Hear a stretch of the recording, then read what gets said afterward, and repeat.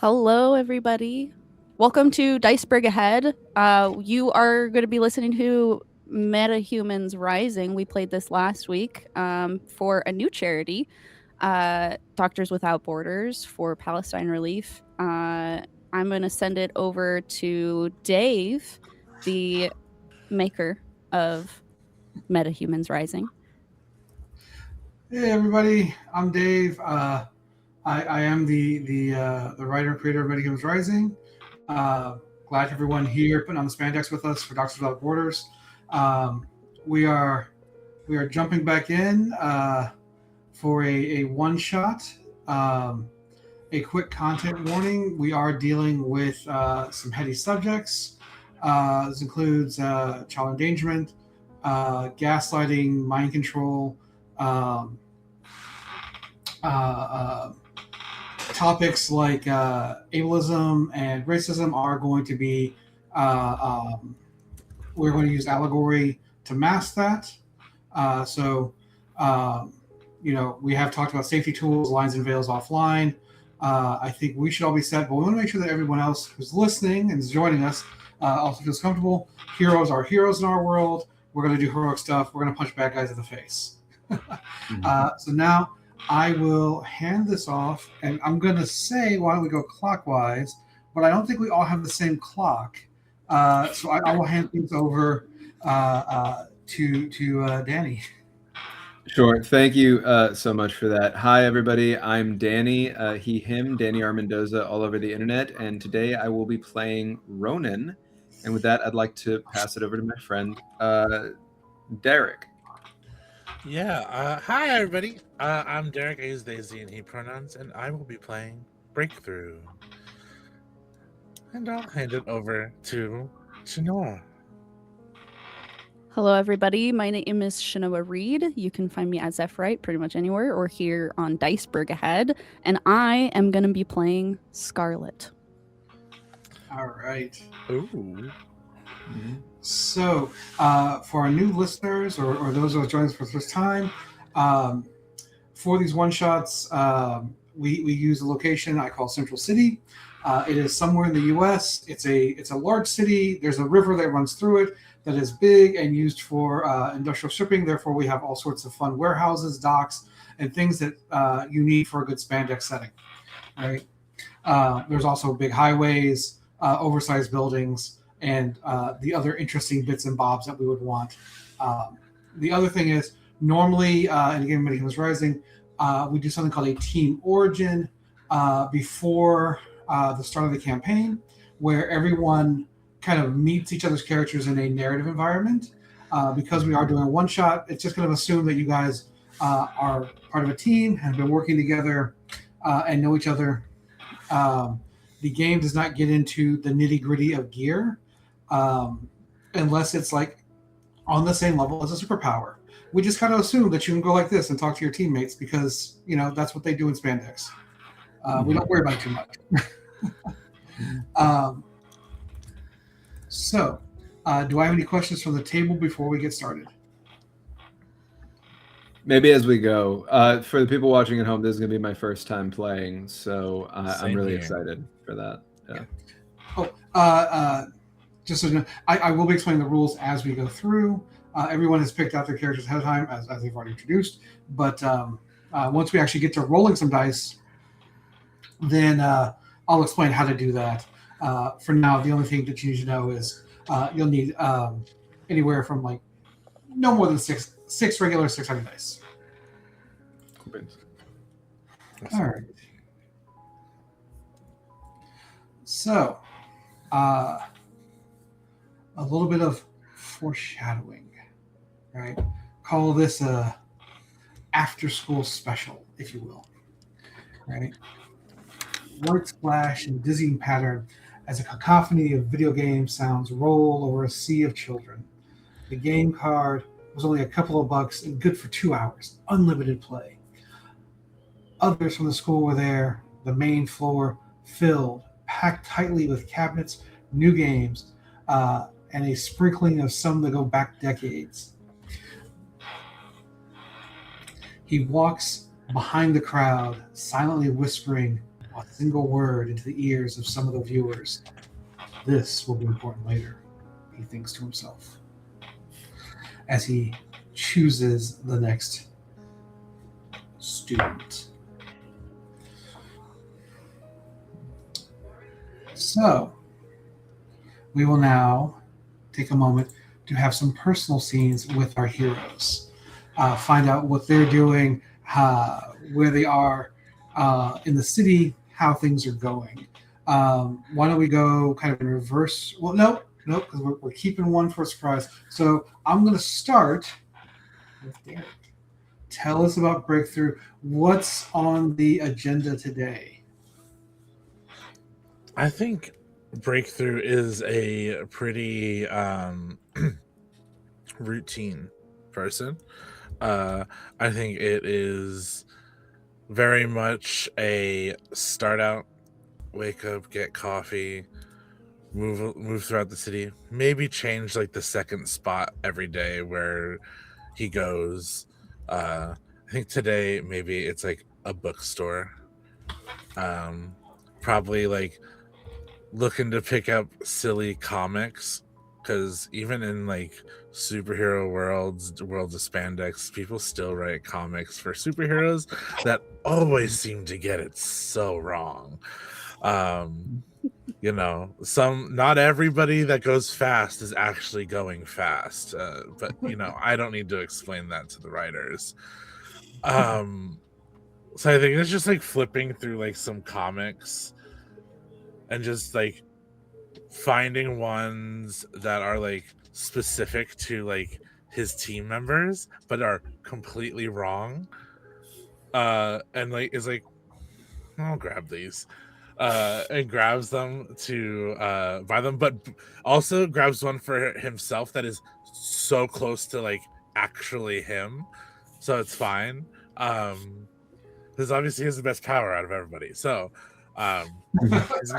he'll pay for them, and like just kind of like the way that he walks through the city is like flaunty, and like he's supposed to be here. Whether that's true or not, we'll find out. But you're having a nice trip to the city, looking at comic books about maybe not about your teammates specifically, but like characters with similar abilities, Yes, and laughing at the things that they get wrong. yeah, like parodies of my teammates. Nice. All right, let's check in with Ronin. What's your day looking like? I wake up every day confused, which you would think you'd get used to when it's every day, and somehow you don't. I first am confused about where I am and why I am not laying in a bed. And then I remember, and I feel around, and I turn on a light that I've now at least set up for myself in the, as best I can describe it, high-tech closet that I rest in every night. Night is a generous way to put that, because a lot of nights I'm actually out working. So whatever time I rest, right? I get out of this space. I remember how to get out. It takes me a moment because I didn't really rest very well. Light on, open up this high-tech closet. It takes a keypad, actually, which was a brilliant decision on my part, or whoever set this up, I'm assuming. I at least had a hand in it, though truthfully my memory isn't great, so I could be lying to myself about that. I put in the passcode. It only takes 2 times to get it right. And I get out. And as I get out, I realize that part of why I am confused and maybe didn't sleep very well is that I was hanging upside down while I slept. So I step out onto my ceiling using sort of a gravity generating boot situation, and I walk down my wall and onto my floor.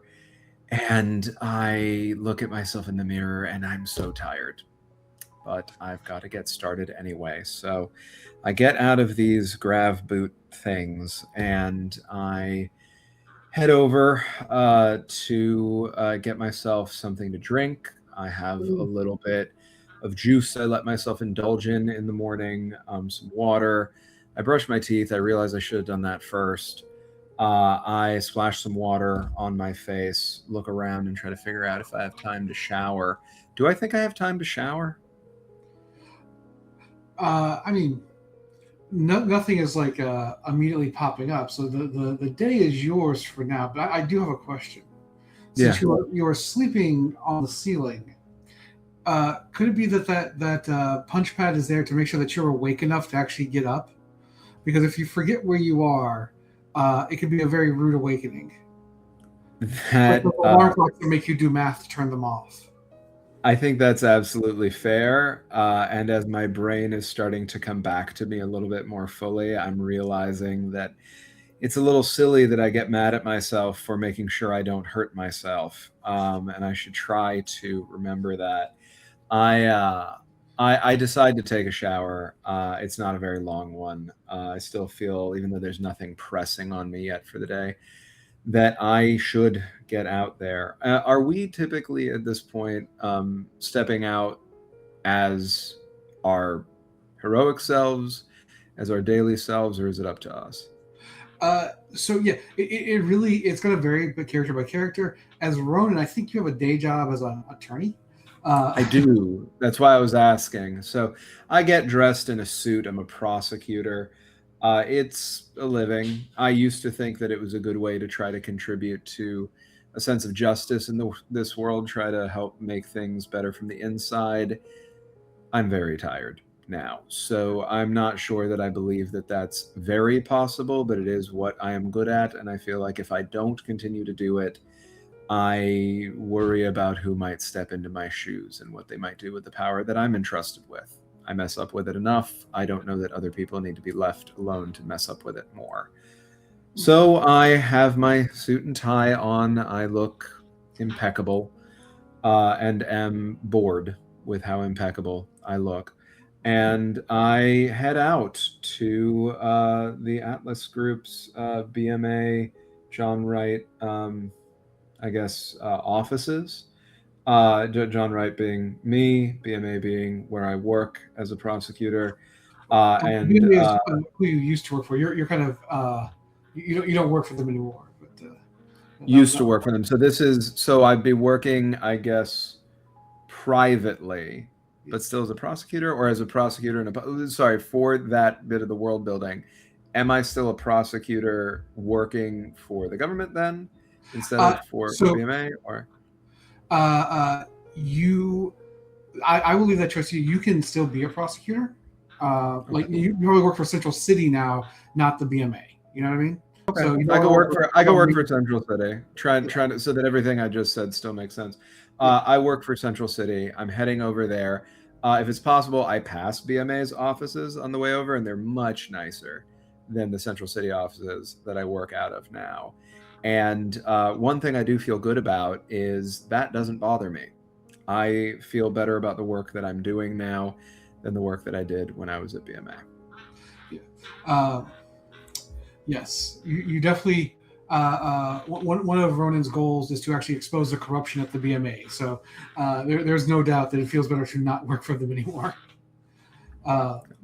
One question though, I want to do a callback. So this is our third charity stream in a few weeks, and Ronin was actually part of the first charity stream that we ran. And in that, while it was a different player, Ronin helped to take down a ring of corrupt police officers. Okay. And actually expose a wider network of corruption.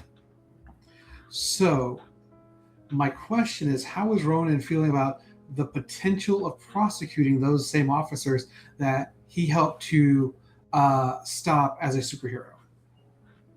Really good.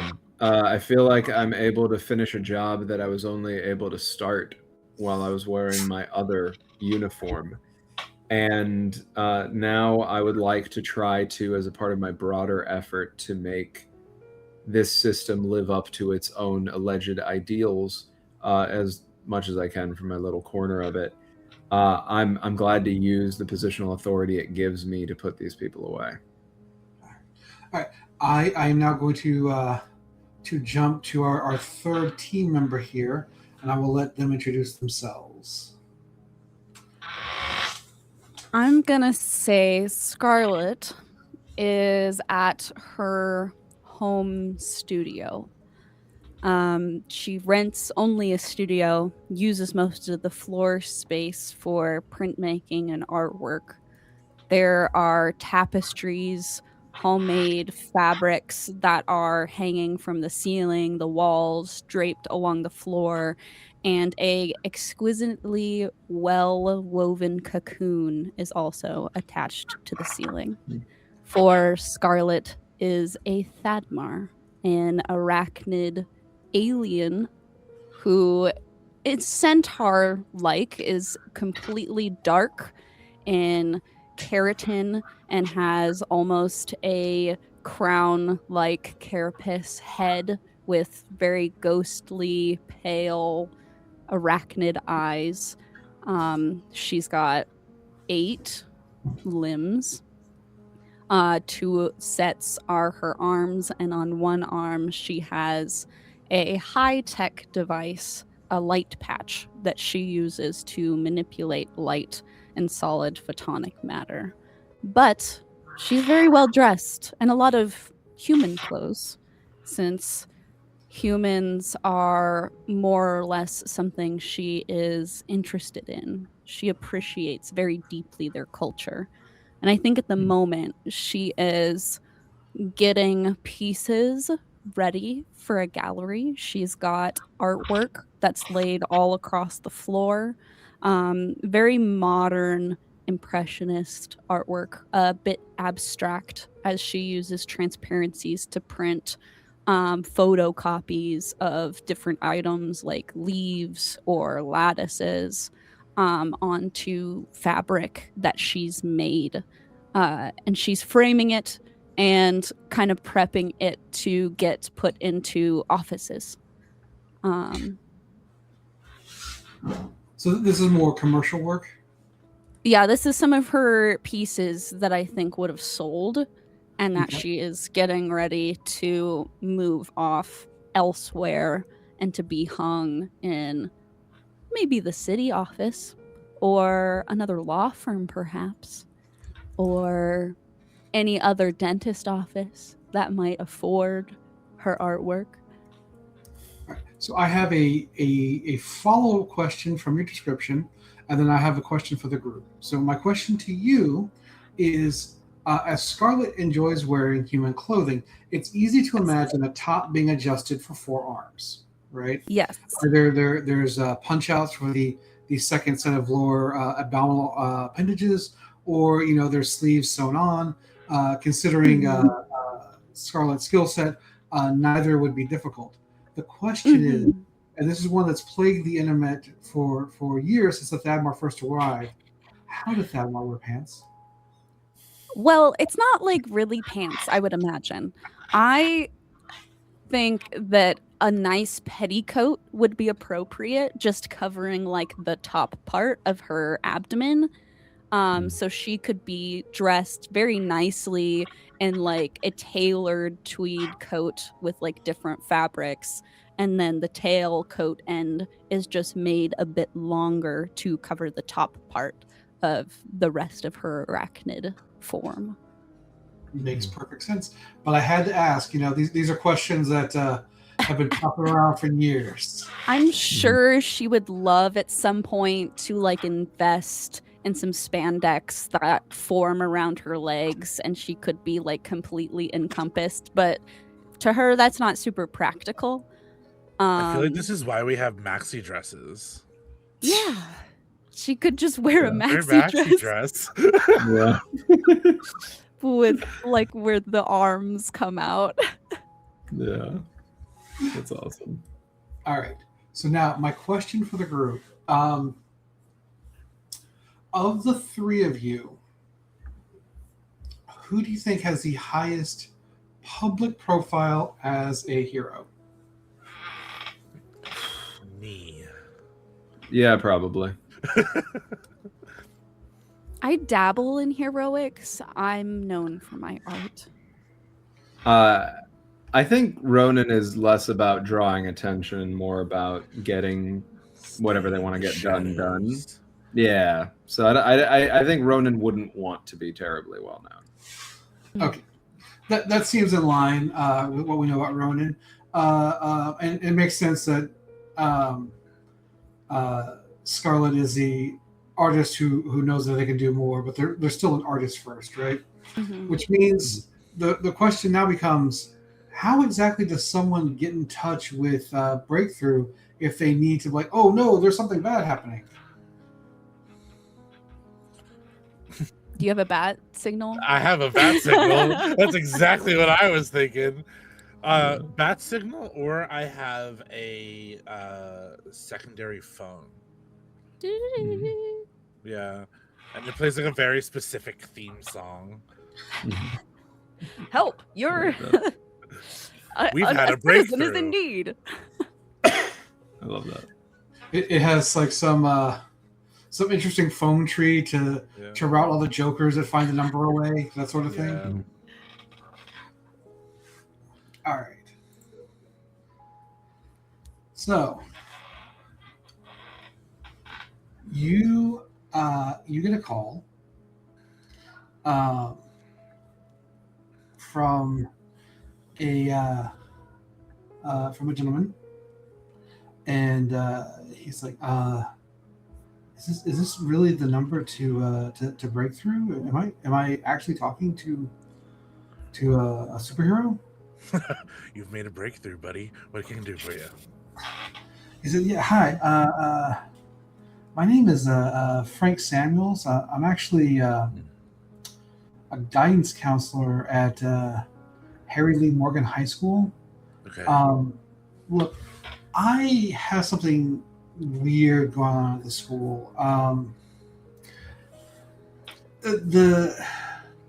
They're telling me I'm paranoid because of my family's background, but I've been noticing iconography cropping up at the school, specifically like neo-Nazi iconography. But people are saying that I'm being paranoid, and I was just wondering if maybe you or someone in your community could help, like, see if there's something going on here. Like I don't know where to take it from here, right? Like, I can talk to kids if they come to me. I can't force them to have conversations, and maybe an actual hero could move things forward in a way that's more productive than what I'm capable of doing. Here's what I'll tell you. I'll get a team together. We'll come by and we'll check things out. If nothing's going on, your kiddos down at the high school get a little show and get to meet some heroes. Yeah, that'd be great. But you have to remember, it's the people like you that do the small work that are actually the heroes.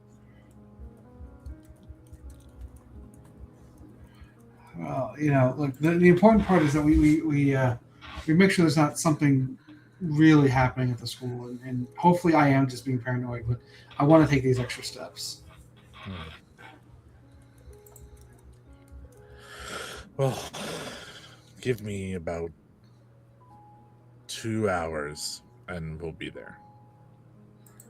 Again, thank you so much. Yeah. And he'd hang up, and that call would immediately go to a connect call to his 2 teammates. Okay. Conference call? Yep. Yeah. I think that this is hitting us while we're doing the other stuff that we described already. Yeah, so like you're probably settling in at your office at the I almost said Hall of Justice, but yeah, settling in at your office, and then Scarlet is working through their prints at home when the call would come in. And you probably have it worked out so that it's a phone call, but like, maybe your ringtones are like doo doo doo doo, and this one's like dee dee dee dee, so this is the important call. Copy. I pick up immediately. I say, "Hey, is everything okay?" Yeah, I also pick up. Fine. Hello?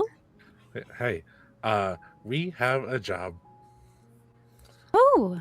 Apparently there's some iconography popping up at the high school, some neo-Nazi iconography. They want to make sure that nothing's going on. I told them I'd get a team and we checked it out. So do we need to paint a mural? I'm sure we can set something up like that for you. Oh, okay. No, I think this is the other kind of job. Oh, I see. Yes. Hero stuff. I thought, leading with the iconography, we need to cover something, but it's Perhaps. okay. I can set that up afterwards. Yeah. You are an artist first, after all, so. Well, I can still assist in other ways. Yes. You're very, very helpful. This isn't too in the spotlight for you, is it, Ro? No. No, it doesn't have to be. You can always take the attention, and I can move in the shadow of the distraction. Sure. So, meet at the high school in... Do we need to be stealthy? Should I show up looking like myself? You can. Yeah, I think that's fine. Again, for me, if anybody pays attention to you, that's easier for me to blend in. Sounds good. All right, I'll see you there in 15 minutes. Oh, okay. Click. Are we still stuck on the call together? Yeah, I think the two of us are still on a like. Just a moment. It's not a lot of notice. Are you going to be able to make it in 15 minutes? I think for humor's sake, it's probably like a 2-minute walk for breakthrough. It's like a 45-minute drive for either of you. Drive, you say? Do we have alternatives to driving available to us? I can scuttle there. I don't think it'll be very quick. It doesn't seem faster. I doubt that's faster. The funny thing is Breakthrough told the school 2 hours. Yeah. And he said, "I'll be there in 15." Yeah. Do we want to rent a carpool? Oh, I mean, do I need to get an XL for us if you're going to be coming? Can squeeze as yourself? into tight spaces if it's a sedan. Okay. I think it's fine. I think I can swing an XL. Should I bring my paint? Like, will there be room for any of my paint supplies? I doubt the drivers are going to be happy with the paints unless they're very, very well sealed. Are you able to take them very well sealed? I can arrange that. Okay, then that's probably fine. They won't know what it is. You'd each get a notification on your phone for a driver. My like little light bracer lights up and it's just the hollow display. Yep. Yeah. Your Uber is 2 minutes away. Yep. Yeah. Thinks of everything. See you over there? See you there. All right.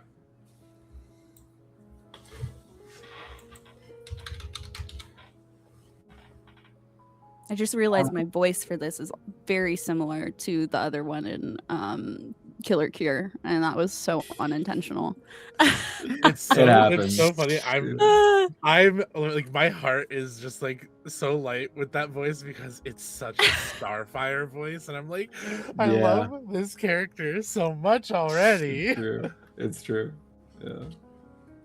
All right. So let me make sure I understand the plan, right? We go there.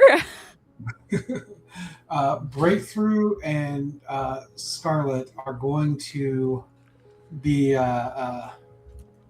public-facing, very I am superhero, see us, talk to us kind of entities, while Ronin is going to sneak through the school and see what they can find out? That's correct. Sounds good. Yeah. I could give a talk. They do that at high schools, she thinks.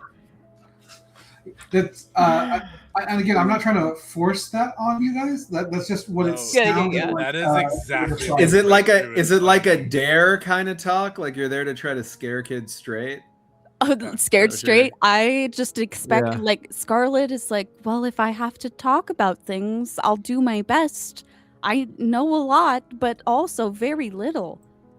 It's just breakthrough eating up the spotlight. And Breakthrough is also there. He said, show up. And Yeah. we're doing our best to show up. It's fine. Look, sometimes we have to do hero stuff. Sometimes we just come and talk to you guys. Make sure Sometimes you're we making paint correct murals. choices. Sometimes we say not even once.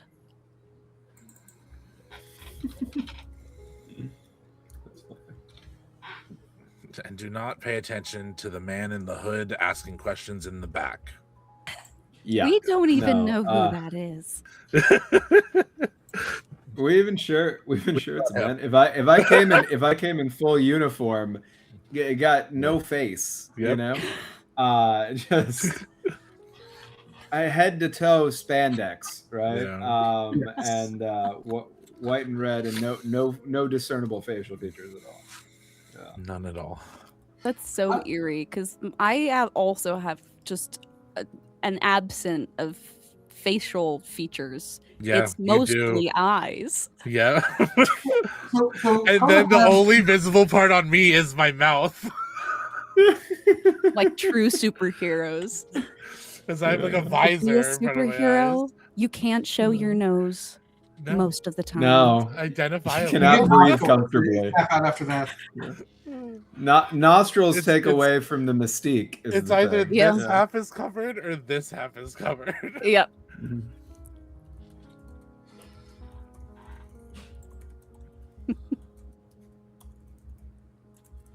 All right. So I'm going to, now that we have an idea of how this is going to go down, let's see how this actually works. From the outside, Harry Lee Morgan High School looks relatively normal. The main building is 3 stories and houses approximately 1,500 students. Arriving there in a historic persona immediately leads to being flocked by curious teens and faculty alike.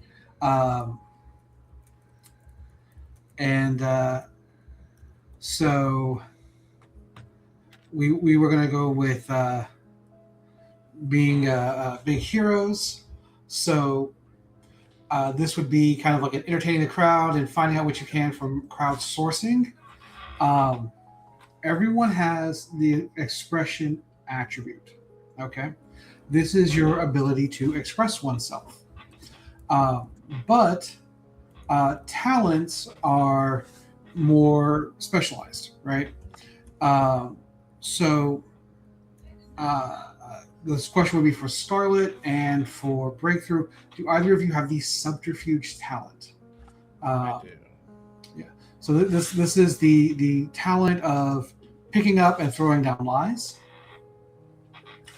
And now the way rolling works is you're going to add your expression to your subterfuge, right? Mhm. So for Breakthrough, 14. you say 14? Yeah, it's 5 plus 9.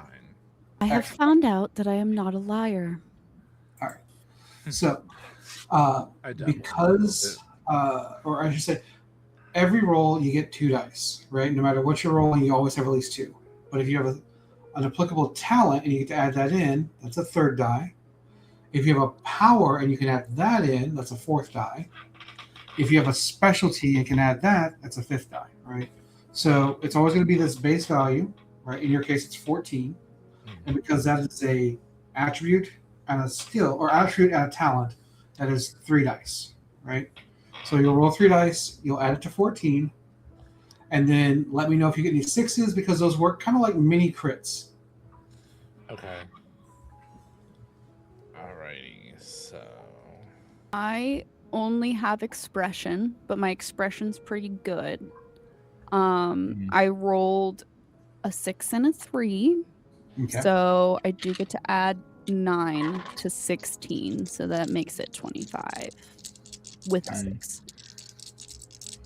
All right. So let me see what breakthrough rolls as well. cool. I rolled a 4 and 2 6s. Ooh. That's awesome. So we have 16 plus 14, so 30 and 2 6s. All right. So what a 6 does in the basic roll is it just gives you an extra degree of success, free and clear. Which means that you get 2 extra degrees of success. So I want to know how the two of you, as you are effectively immediately mobbed by teenagers, are working the crowd. Like, how are you entertaining them and getting information at the same time? I am gassing them up. I'm like, your shoes are delightful. Where did you get those? I love your clothing. Your fit is so nice. That's what the kids say, right? Fit? Yes, is what the kids say. I think Breakthrough's just signing autographs.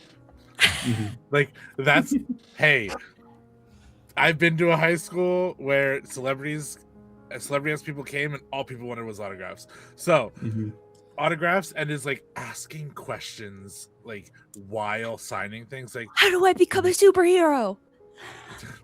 You don't. Well, wow, you're so cool. Now, you guys seen anything weird going on around the school? Any stuff that shouldn't be happening?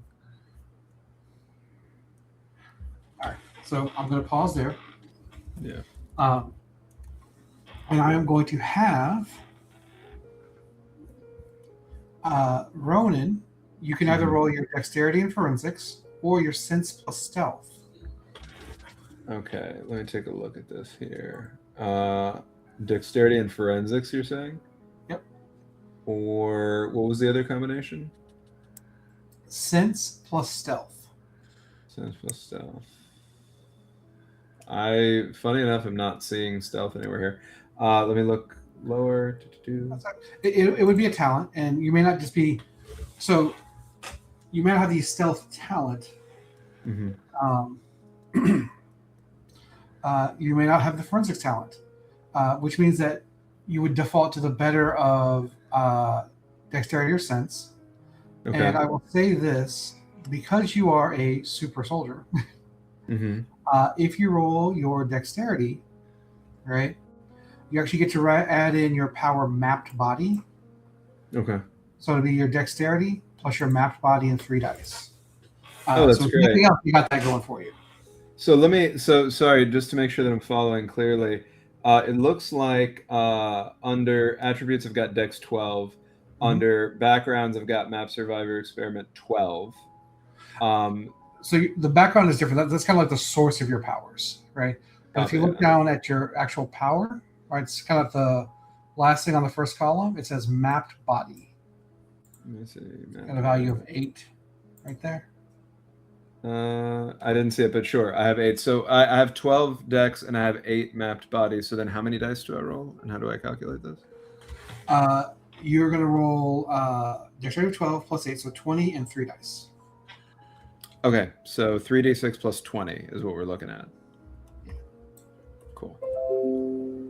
Okay, that is a total of 31. One of those was a 6 on the 3d6. Excellent.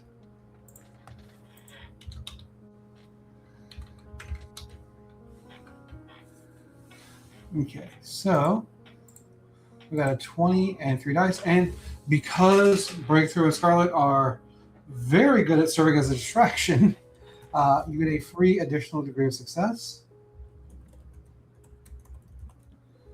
Okay. So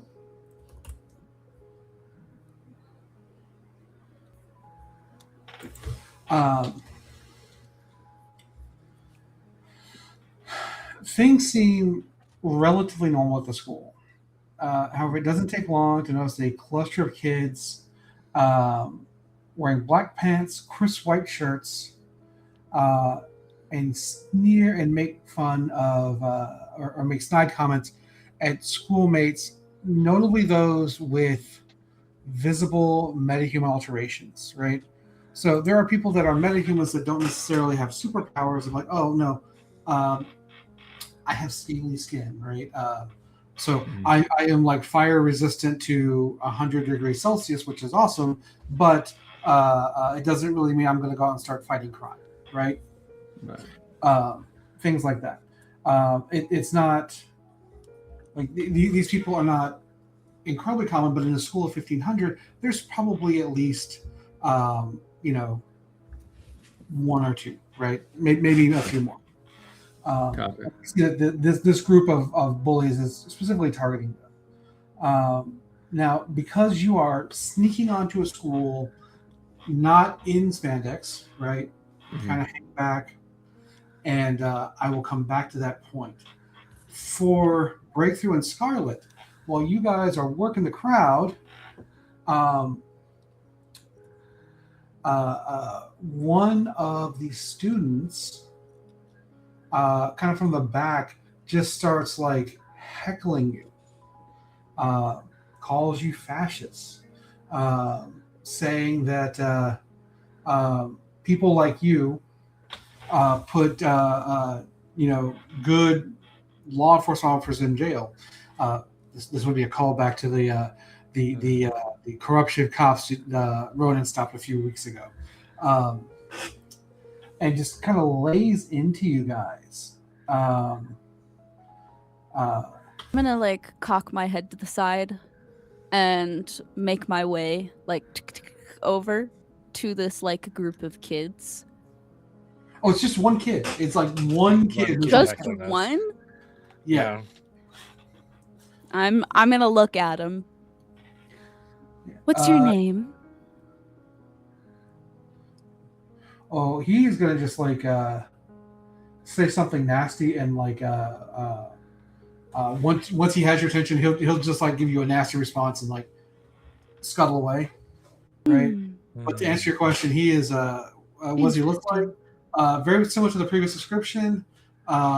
He's got short cropped hair with a side shave, crisp white shirt, black pants, black boots. And then to jump back over to Ronin, lingering in, where the students, the hecklers don't see you, you hear them talking about going to Happy World after school. That's where they meet, right? That is what you pick up. Jumping back over to Team Spectacle or Team Big Heroes. Eventually, you are met by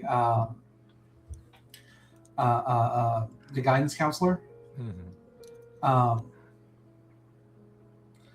And he says, hey, thank you for coming out. I thought you were going to be a couple hours. You got here so quickly.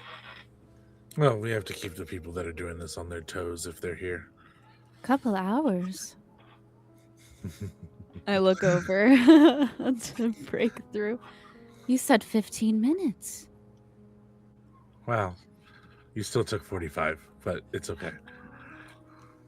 We did the best with what we were given. I know. I don't blame you. So well, we're here now. The three of you kind of going back and forth. The vice principal does show up and says, hey, everyone get back to class. Kind of scuttles everyone away, breaks things up, and he's like, Samuels, I should have known you'd be involved in this. You gotta stop with making these like outbursts and shows. Look, it's cool that you guys came here. I don't know why you're here, but this school is perfectly fine, right? It seems that you're diminishing the safety of your students. If you wouldn't mind, I would like to have a look around your school to see if your colleague here is telling the truth. Unless So- you're afraid of that.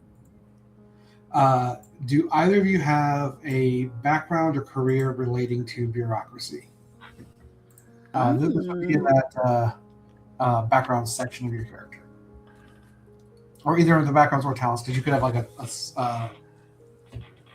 study that's related to this.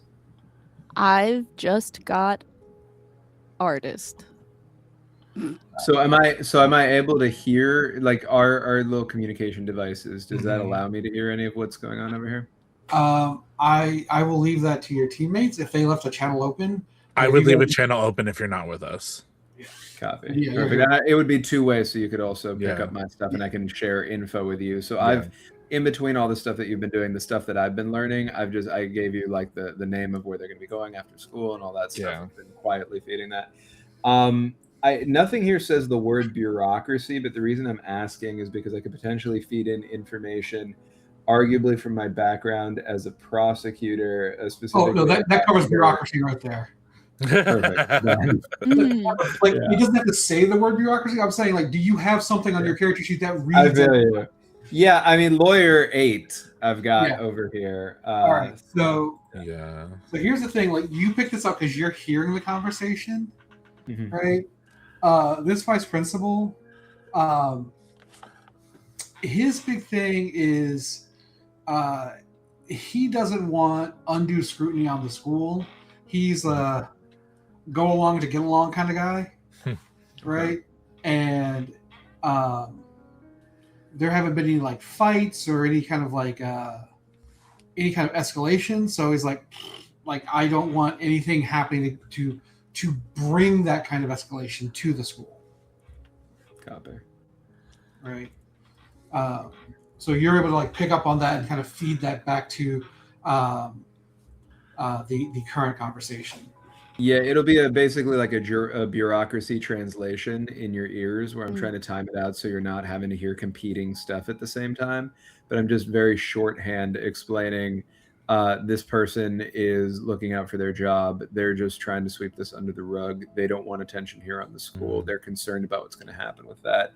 If we can get them neutralized in terms of that concern, they'll get out of our way. If they think that we're trouble, they will get in our way. I'm going to take this in and just kind of regard him and go, we are capable of being subtle. I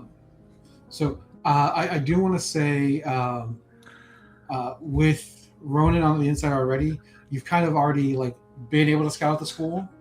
Yeah. So if you don't want to push the vice principal, you're probably going to be safe because of the way you guys split your focuses and we're in two places at once. Okay. Right. Cool. And but to address Scarlet's statement, the vice principal just looks at you and then looks up at you because you do kind of tower over everybody there. Mm-hmm. I could just be here to donate my time, make a mural for your school. I did bring supplies. We did. Or armed with paint buckets. Yeah, it's all like wrapped up in like a silk woven sack. I just love the idea that it's like 6 buckets you're holding up. You know what I mean? Like one in each hand. And a paint roller. Paint roller in the 7th. What's the 8th doing? It's a good question. That's what she's standing on. Exactly. Balance. One leg. Yeah. So unless you push him, I think the vice principal is going to have Samuels like escort you off. He's like, look, these are your guests. Clearly, you need to de-escalate this, and while I make sure the students actually learn something today.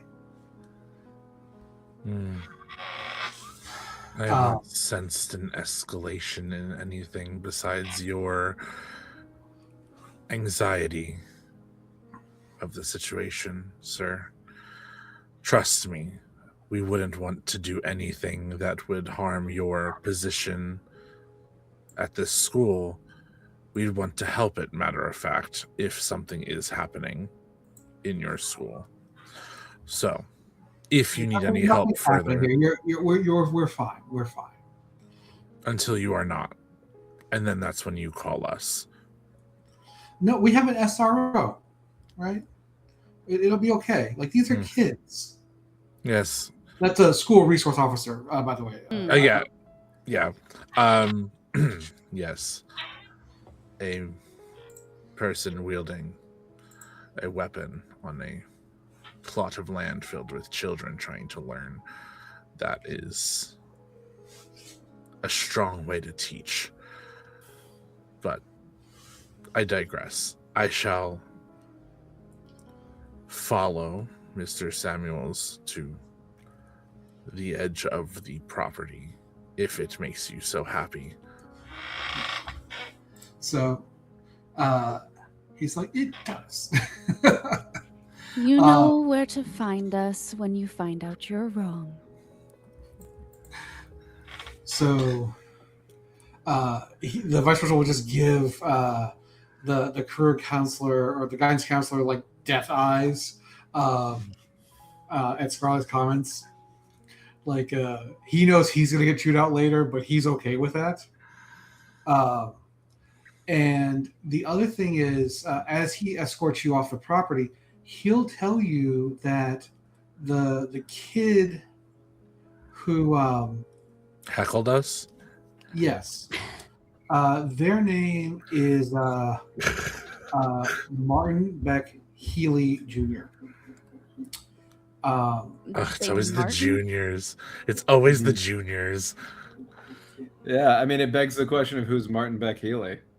Well, so he says, look, a month ago, this kid was at every part of the theater, right?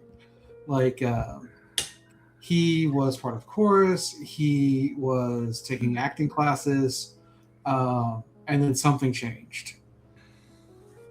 Like, I don't know what's going on with him.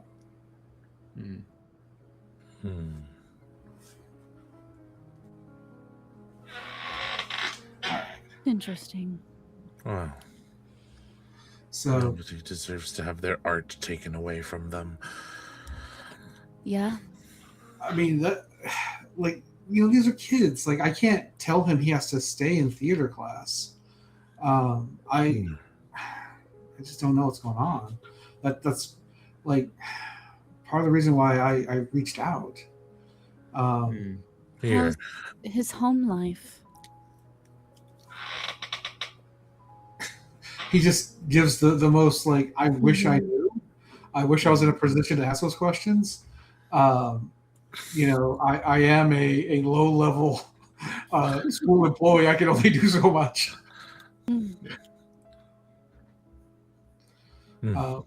You know, this guy probably has like 6 years of education to make barely a living wage, and he is trying his best to help students.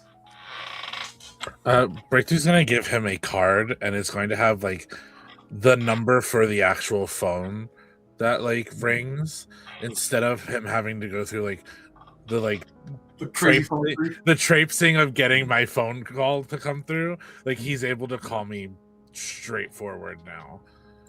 Nice. If you need help with anything else, call that number. You will come straight through to my phone. Of course. All right. Thank you. And he will he'll give you the kid's like address and stuff if you want to look him up. And then once the three of you reconvene, you now have 2 different leads that you can kind of follow, right? One would be looking into Martin, and the other one would be the arcade that was mentioned by the students that didn't go to see the superheroes do superhero things. Just looking at what I'm good at as Ronin, I think the Martin thing is maybe not entirely my wheelhouse. But the arcade might be something that I could usefully look into. I mean, I have emotional states 6, etiquette 8. Maybe there's something there that could be useful. But like my perception's only 3. I don't have a lot of stuff that's going to help me get a kid to open up, basically. About what's going on. Yeah, so you would probably be much better off talking with like Martin or his family because you have those social skills like etiquette, and then the emotional skills is actually a specialty for etiquette. Oh, great. Awesome. Okay, so opposite, I could go see Martin. Which is I also have like good perception. I could go to the arcade. So now you if you want to tackle these two things at the same time, you can. You don't have to do them separately because your skills might complement each other in either scenario. Yeah. Okay. We could go together. Like you know Martin's in school, so if you want to try and like go to his house and talk to his parents while he's in school, that might give you perspective, and then you know the kids are going to the arcade after school, so Perfect. you have time there too. Yeah. That's a good timeline. I like that. Yeah, that I works do for me. too. Yeah. All right, so Good question, but my brain stopped working for a second.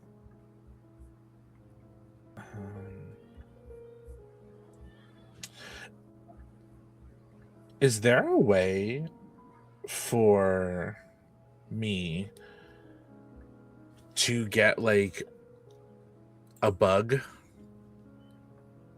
like a microphone to plant?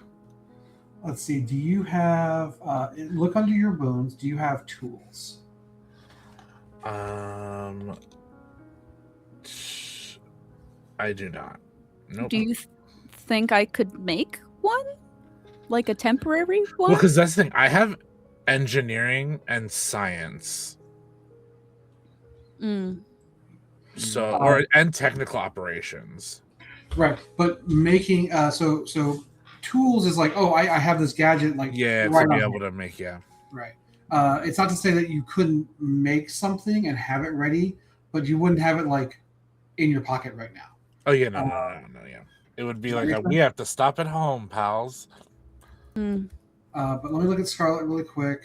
I don't know if I would be able to use my light patch to make a construct that would help in any way, or at the very like rudimentary sense could give me a trigger or connect with my light patch. Yes. So here's what we can do. If you guys want to try and build something quickly out of solid light, I will let you. And okay, here's where we're getting into a little bit about willpower. So willpower is a meta currency. It allows you to go beyond the normal limits of your abilities. Okay. Essentially, it gives you the ability to be as creative with your character as the writers and artists are in comic books. Okay. Now, do I think that Scarlet could design a bug on their own? Probably not. Do I think Breakthrough could explain it to Scarlet so that they are able to create it with hard light? That's going to be a roll. But for Scarlet to push their powers, create this effectively tangible object that will not blink out, you will have to spend some willpower for it, right? Yeah. So it will be 3 willpower to create this object, but you don't have to spend that unless Breakthrough is successful in explaining the schematics for you on the fly. Okay. All right. So if everyone's cool with that, Breakthrough, why don't you give me a intelligence and engineering roll? Cool. In engineering, that's 18. Is there anything I can add to this outside of it? I don't think so. That's beautiful. So that's 3d6 again? 3d6, yes. Cool.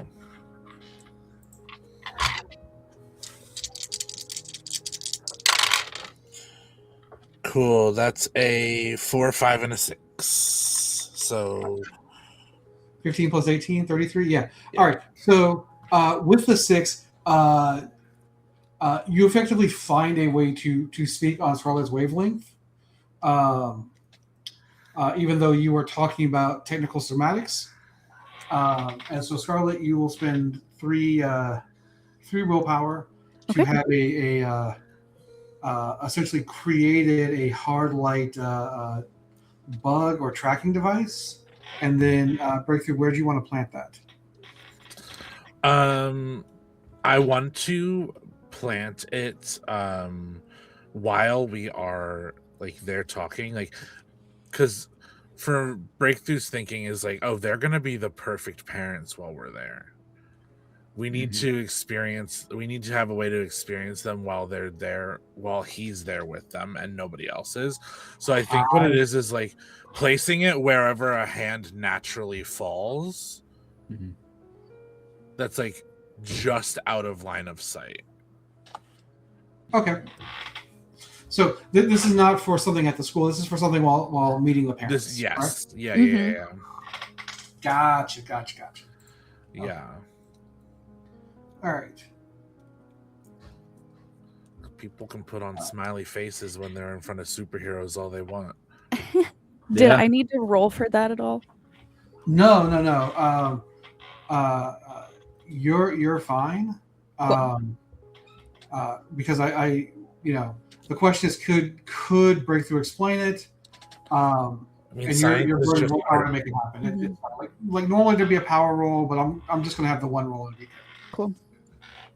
Very meticulously weave the light together, basically making a tiny motherboard full of positive and negatives of light. I think a tiny little bug that also looks like a spider. Of course, your bugs are actually arachnids. Yeah. I think there's probably some part of Breakthrough's brain that is logging the fact that if he could get a hold of that vambrace, he could probably design things at the photonic level. This has been used for evil before. Right. Well, I'm not saying he's making something evil with it. I just, back of the head recollections like, oh no, if I really wanted to put my intellect to this, oh boy. Yeah. We're going to push that to the back of our head and leave it there. So Martin's home life. He actually lives in a modest townhome. It's actually not too far outside of walking distance of the school. It's easily in the school's district. How do you guys show up? Just knock on the door, or or personas? Well, I guess we're all coming in directly. So my question is to the team: do we want to show up as our superpowered selves, or do we want to show up as our mundane selves? I can be the face either way as a lawyer. Right? I will point out that Scarlet may be in a bit of conundrum for that question. Yeah, I can just disguise myself, and I was also going to ask unnoticed. How you mentioned you could fit in small spaces. How small? Because maybe you could just like go into the house without them noticing, and watch from somewhere. I could disguise myself with light, and if the door is open long enough, wall climb through and just hang out on the ceiling. I love how risky that is. So I vote in favor of that. I also it wouldn't be the first time I've done it this week. It's Danny, you know the risk taker that I am. I love it. Yeah, I'm here for it. Because I had a very risky idea too for planting the bug. But I'm not gonna say. And this time I can be the distraction because I can be coming in again as John Barrister, my false ID here, or as Ronin. Either way, as a face that is here to interrogate and negotiate and find more information using etiquette reading emotional states, etc. I do want to say this is actually not as risky of a plan, because really the only thing this hinges on is walking through the door slowly. Yeah. Scarlet, I could do patter at the door, you know. So Scarlet basically becomes invisible. So I'll say my risky idea. Okay. Sure. My risky idea was me to hyperstep into the house to place the bug by the kid's room. So, because a lot of times in stories like this, fights happen between kids and parents right by the kid's most safe space. Of course. Yeah. So Breakthrough's thinking like, oh, I can get in and get out, no problem. I don't need to be as slow and quiet. Love it.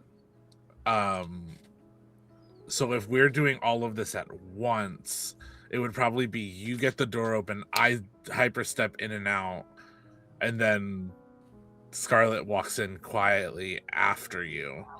Yeah, I think that's great. And I'll just I like talk a it. lot at the door so that move people to the side, but position myself so it's awkward to close the door. Yeah. And just use the power of soliciting. politeness. Yeah.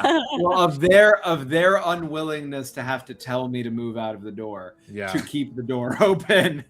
Or that's going to be my superpower here for this for it. moment. There's going to be a lot of awkward white people smiling happening. Exactly. All right. Yeah. So let's kick this off with Ronin rolling expression and etiquette. Okay. So that's 3 dice. Yeah, 3 dice. Oh, I'm just actually, yeah.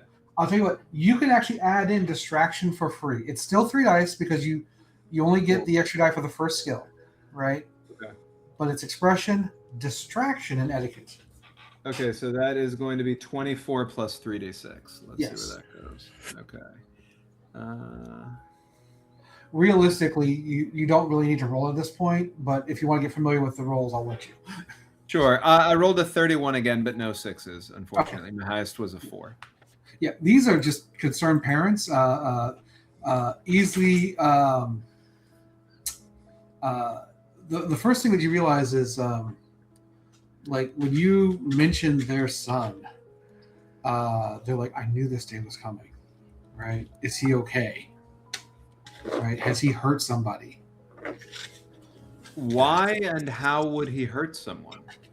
All right. And now I'm going to cut over to Breakthrough. Go ahead and give me a power roll. So this is just your mental plus hyperstep. All right. Which that would be... So mental plus hyperstep... My mental is 18. Uh-huh. My hyperstep is 12. So that would be... Would that be 3 die? 3 dice. Okay. Oh, this is about to be a disgusting roll. Sorry. My D6 really like me. It is a disgusting roll indeed. It is 2 6s and a 5. So 47. So while in the time it takes for Ronin to process the statement, I was worried something like this was going to happen. Has my child hurt somebody? Mm-hmm. Breakthrough has gone, bugged the doorway, and is back outside.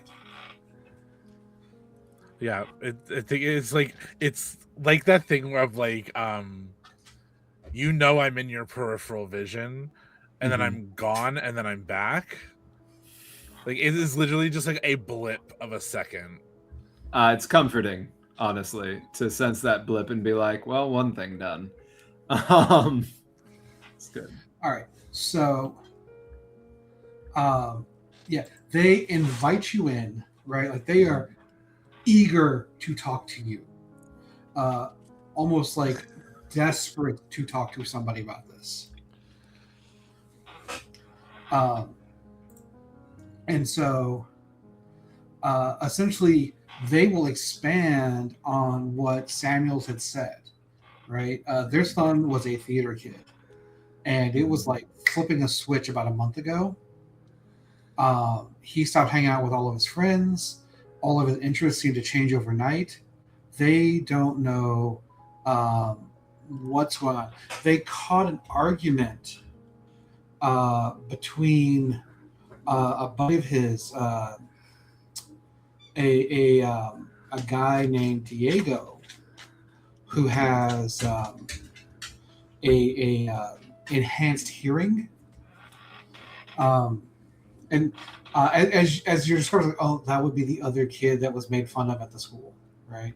Because he has very elf-like ears. Right. With their son just saying like the most atrocious stuff, and it looked like he was in pain getting those words out.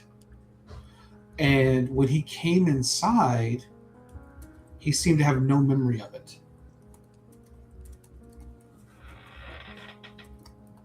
No memory at all, authentically.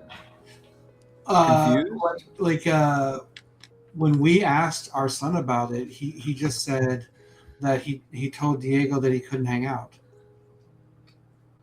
But I had saw it. I heard the things that he said, and it was truly monstrous. I couldn't believe our child was saying it, and I got the feeling that he wasn't lying to us in the way that kids do. When you have them dead serious, like I'm a mom, I know these things, right? But yeah, this was a moment where I was worried that he had memory issues, but he's not. I don't know what to do. Was it the first memory issue like this, or have there been others? So, I've seen him just sitting in the living room watching the TV, but the TV wasn't on.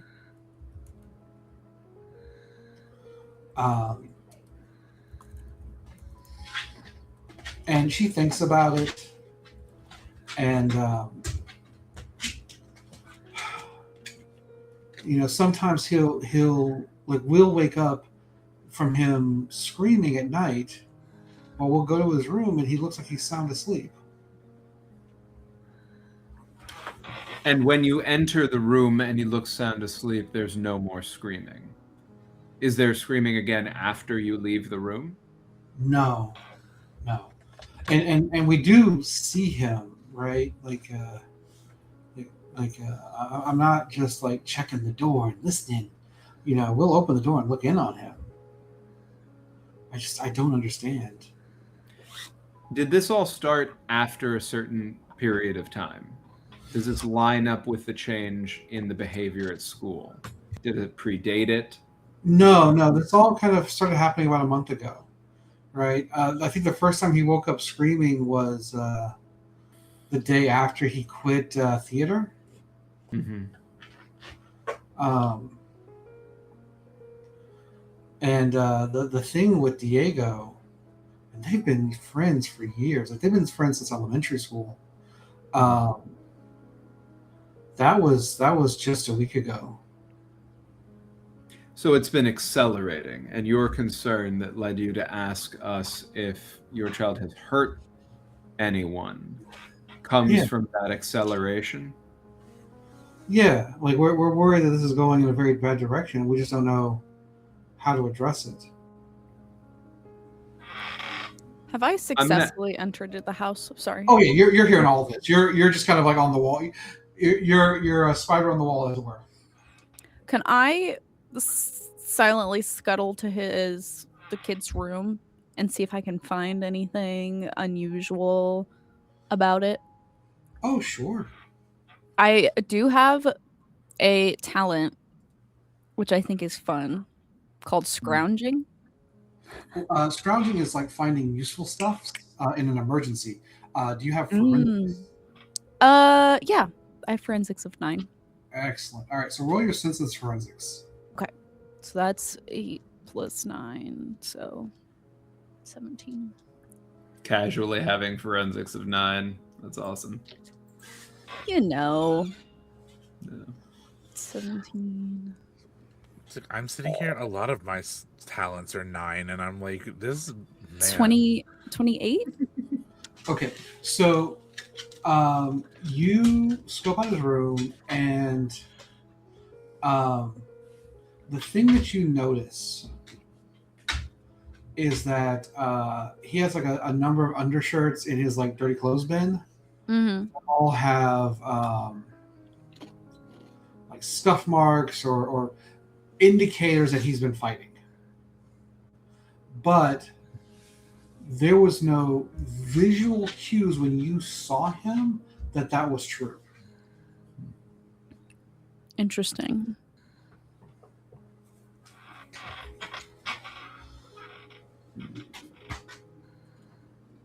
And I will say, like, there's probably like a Tide pin or something like that. Like he's clearly like taking care of these things on his own, so that his parents don't find out.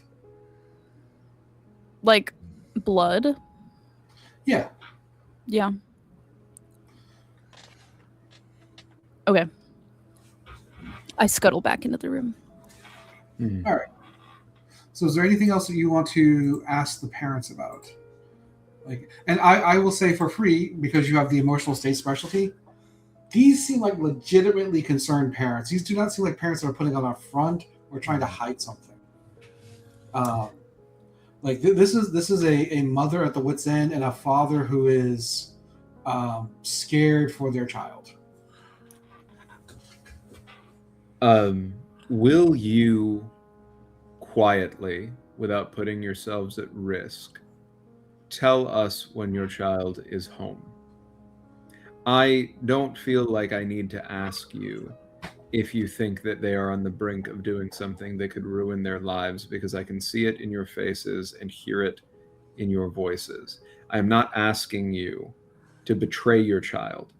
I'm asking you to protect your child from your child. Yeah, like without hesitation, like you tell us how to get in touch with you and we will do that. Look, I was gonna say, I look over at you as you're pulling out your card already. Yeah. Another question before we go. If you wouldn't mind letting us know either where we could find and or talk to this Diego. So we have his address. Like I said, like we've known Diego and his family for years. Right, the father writes down the address, gives it to you, like Thank you. Gives you the parents' names also.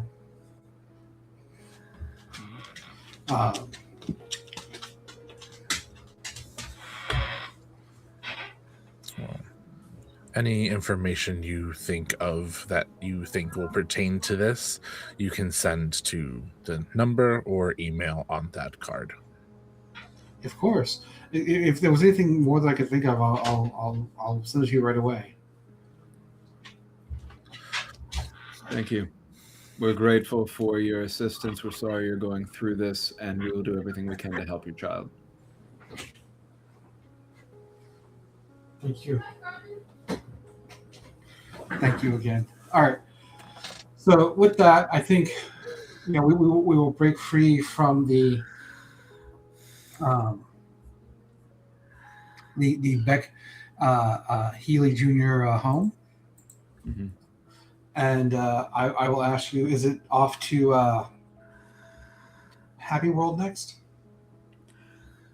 I'm ready for that. Arcade? Yeah. I think that's the most pressing one.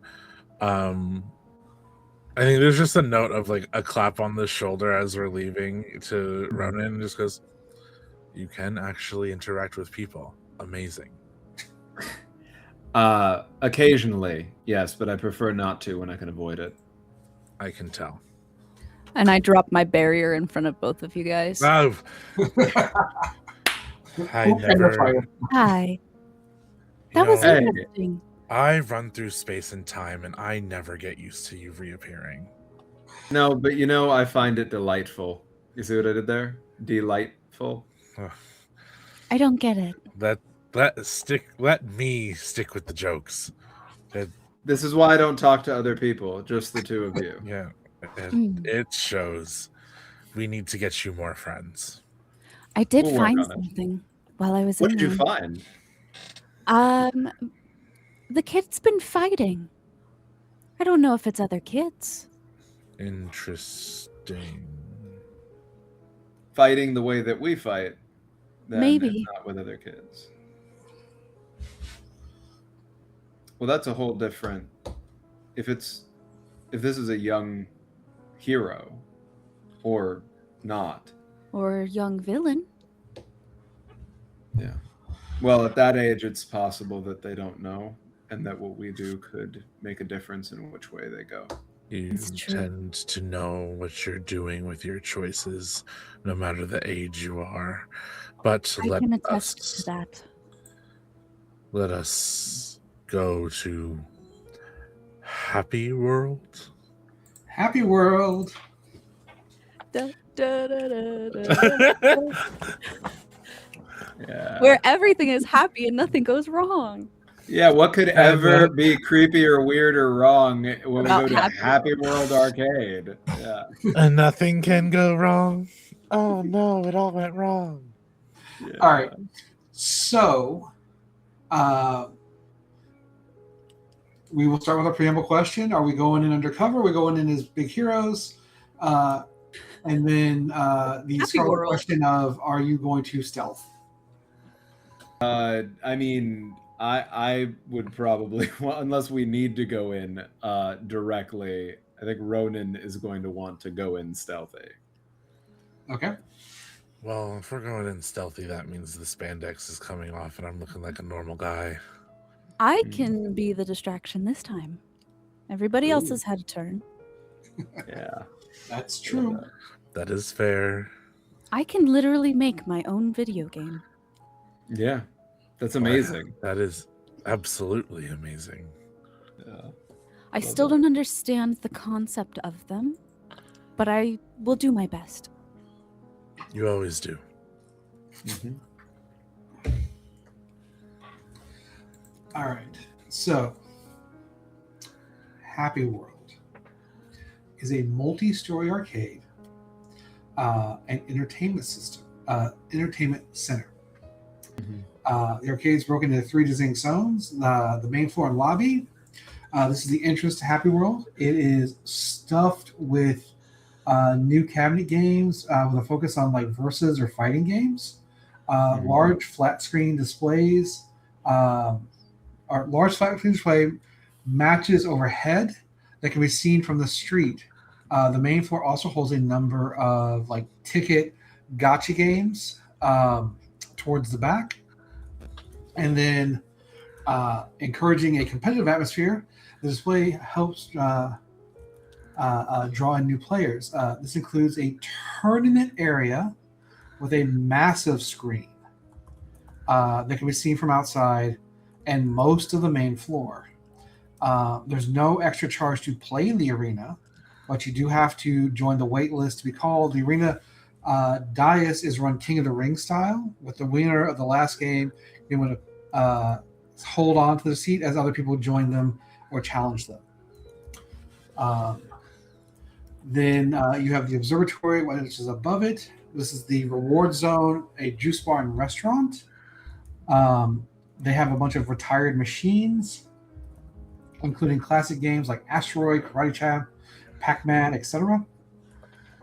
And then no investigation required. These are like super low prices for smoothies and like bar food type fare, burgers, fries, that sort of thing. And then you can essentially sit in the observatory and see everything that's happening in the arcade, or at least on the main floor. And then there is a lower deck, which if you guys choose to go down there, I will describe. But this is kind of what you can see just walking in.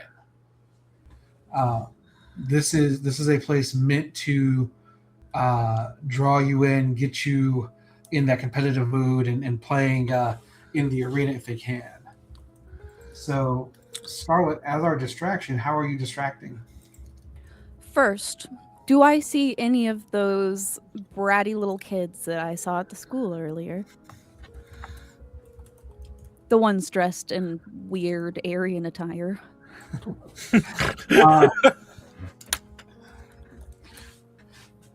Yes, you do. Okay. I'm going to be very bold. And I'm going to go up to these kids and I'm going to challenge them to the arena. And if they win, I will buy them whatever they want from the juice and food bar. Okay. All right. So let's do expression distraction for this. Okay. I don't have distraction. That's okay. You are free to I pitch. don't have expression. I have. Let's see. Could I use my wealth for this? If I'm technically bribing them with a prize? Oh, you know what? I will accept that. Yes. Okay. Because my wealth is a 9. I do very well for myself. Yes. Okay, so 16. So base of 25. Yeah. All right.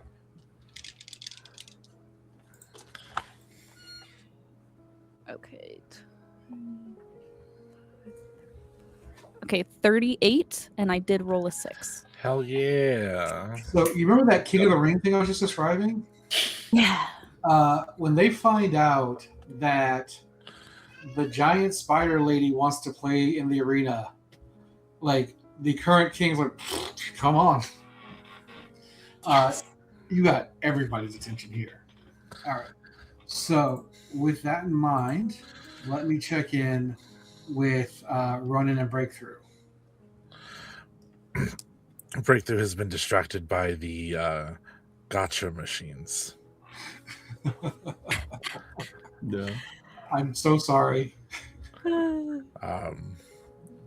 have a fluffy pink bunny that I really want, and it keeps dropping. I could just buy that for you.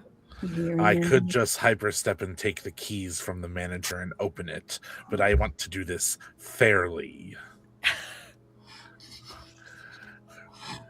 Whatever makes you happy, right? I am you hear in your ear because I'm not next to you. I am increasingly unhappy each time this drops. You can make it end anytime. It's up to you. Like winning. So I will point out that it's like $10 for a 2-hour play card. Play cards are unlimited and work on the gotcha games. And Ronin, you're a lawyer. Yeah. You know the money doesn't work out for that. No, not even a little bit. That Like, is, you know nothing about arcades and the cost of doing business here, but you know the logistics of that is not feasible. It also runs counter to the point of a gotcha game. A gotcha game is structured specifically to frustrate you into spending more money. Yes. So if that's not the hustle, there is a darker, more devious hustle. Yes. And it is hard to believe, chat, that there is a darker or more devious hustle in the whole gotcha dang world than a gotcha game. But I have fallen for the gotcha game. I can't tell you. I routinely have to show my kid the Mark Rober video on these games because how devious and alluring it is. Literally teaching children how to gamble. Yes. Oh, yeah. It's exactly that. They use psychologists that consult on casinos to design how to keep people playing those games. Yep. Yes. And yet here in this arcade, the unlimited pass typically excludes those types of games. In most arcades that offer those type of things. Not here. And no kids have fallen for it. Just an adult man Looking for a pink rabbit. He wants the rabbit. Oh, I am sure there was like one kid who is just like standing in front of a machine and has a stack because he's figured out like I can get as many as I want. I just have to stay here and be dedicated. Mm-hmm. Right? Like a grinder. What I'm hearing is that is grinder. true dedication, child. Yeah. I will say that with that information in his brain, Ronin absolutely is pointing out there is a this has to be a front of some sort. There is something much more devious going on inside of this arcade. I don't know why they would want to operate at such a devastating loss, but we should keep our eyes out for what they are getting out of having these kids mostly here, if it's not their money. Okay. So, if Breakthrough is locked in on the gacha games, does that mean that Ronin is kind of exploring the space more? Yeah, Ronin is 100% exploring the space more. Yeah. Okay. All right. So the lower deck is the home of the shooters, racers, and non-traditional cabinet games. These take up much more space, and there's also skee ball down here, right? Skee ball. I will point out that typically these are big ticket games that charge like $1. Some charge $1.50 in most arcades. These are a quarter, right? Okay. All right. Go ahead. Sorry. So, I would like you to roll your sense and forensics here. So I don't think I have forensics, but I have subterfuge. I don't have a lot of perception, but I have that. Let's see. I have sense 7, so that's where we start, right?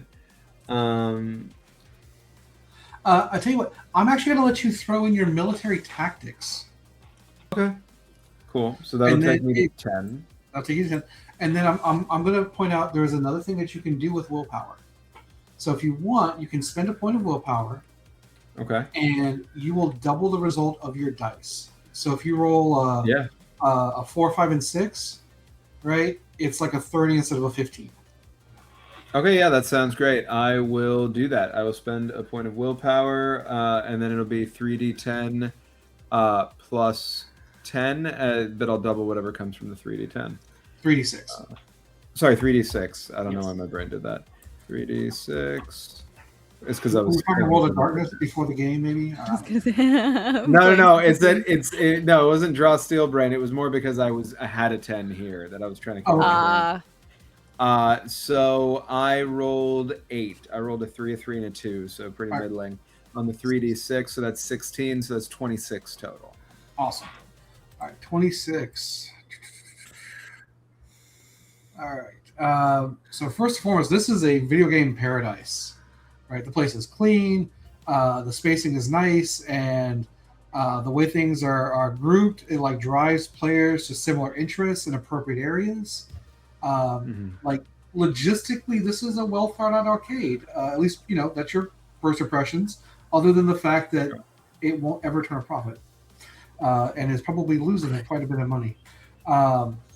There is custom artwork which adorns the walls.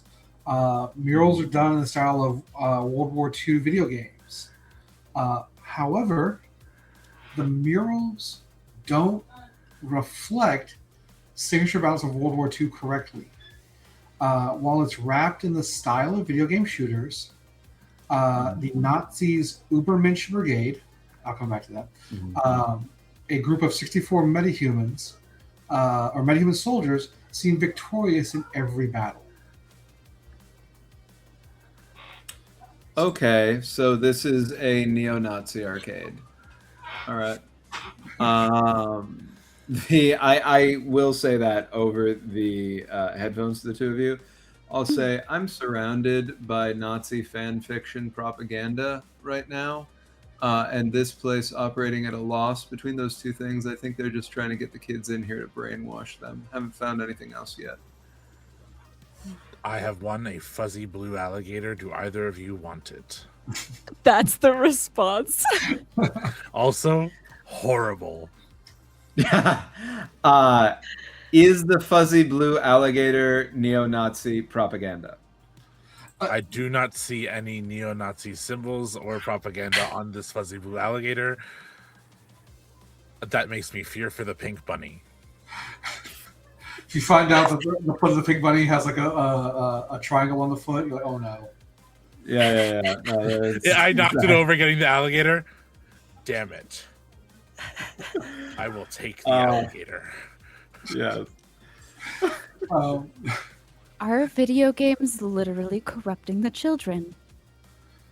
Let's. If you can pull breakthrough away from the claw machine, I will let him make an intelligence plus science roll. Okay. Yeah, he's away from it. The bunny is neo-Nazi propaganda. He's upset. You got your blue alligator. The pink bunny is wrong, and I am angry. I need to destroy this place. I will say the symbol was reclaimed by the community, but Yeah. yes, once Ronin has said this to you, it takes a very different definition. Mm-hmm. Yeah. But yeah, go ahead and roll your intelligence plus your science. Cool. So that's a base of 18. There's an S next to the sign. Okay, so the S would be the specialty that follows afterwards. Let's see, let me jump over to you here. Science. Where are you? Okay, so you have formal science. Yeah, no, this would actually I would take this or social sciences as a specialty. So you can add that in, and that will give you a additional die because you're adding a specialty. Cool. So that's 4 die. Nice. So I'm adding that 5 on top of the 18. Correct. Yep. Cool. So that's 23 starting out. This system was just made to give me high numbers to roll. I love this. Well, it's also that with a team that has a diverse skill set, everyone kind of gets to work in their specialties. Yeah. So, okay, there's all 4 of them. I rolled 4 6s. All right, so here's the deal. Your angry about that guy. Can figure out how to do it. However, these arcade games do not seem to be tampered with.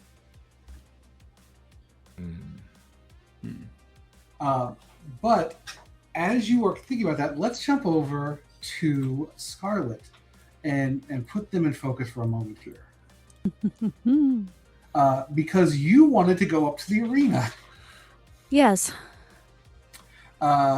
Let's see how this goes for you. Pitch me anything that you think would be good for playing video games. Or are we just going to assume that you made a good show and now you're buying everybody burgers and shakes? I think expression would work. And could I argue that this is art as a physical medium? Or would it be closer to something like... I will, let me play off of that for a second. Martial arts. If you want to, if you want to get into their heads, I would let you spend a willpower to use your poetry. Ooh. Okay. All right, so go ahead, spend a willpower, then roll your expression of poetry. Okay. Ooh, or what about... Okay. One of my backgrounds is fell in love with Earth. Okay. Could this be my way of appreciating human culture? Ooh, that's a drive too. Yeah. That's a catalyst. That's a reason why you're a hero. Mm-hmm. Sure, I'll let you roll your expression and catalyst instead. You don't have to spend the willpower. Okay. Is that still 3 dice?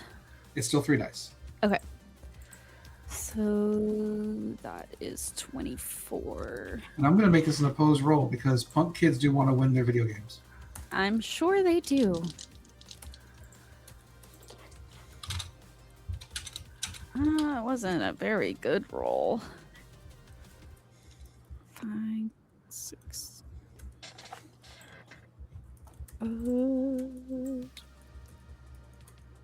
30. Wasn't a good roll.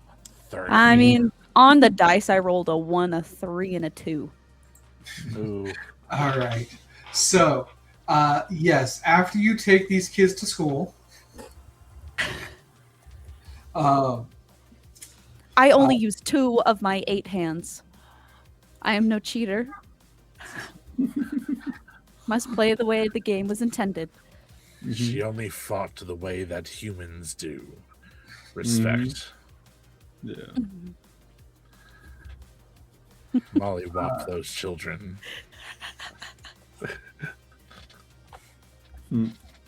yeah, you notice a man in a black suit watching you just decimate these kids. He is up in the observatory, kind of sitting like there's some arena style seats that look down on the arena, and he is sitting in the center. No one else is around him. He's just kind of bemusedly smiling to himself.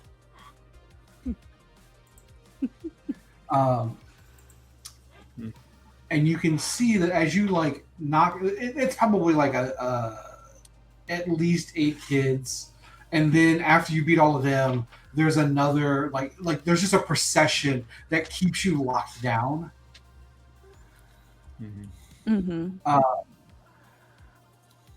But yeah, One after another. You are doing great. Just one kid needs to beat me. As I continue to whip them into shape. Molly whopped them. and now, canonically, Scarlet is an amateur gamer. I'd argue that this is professional at this point.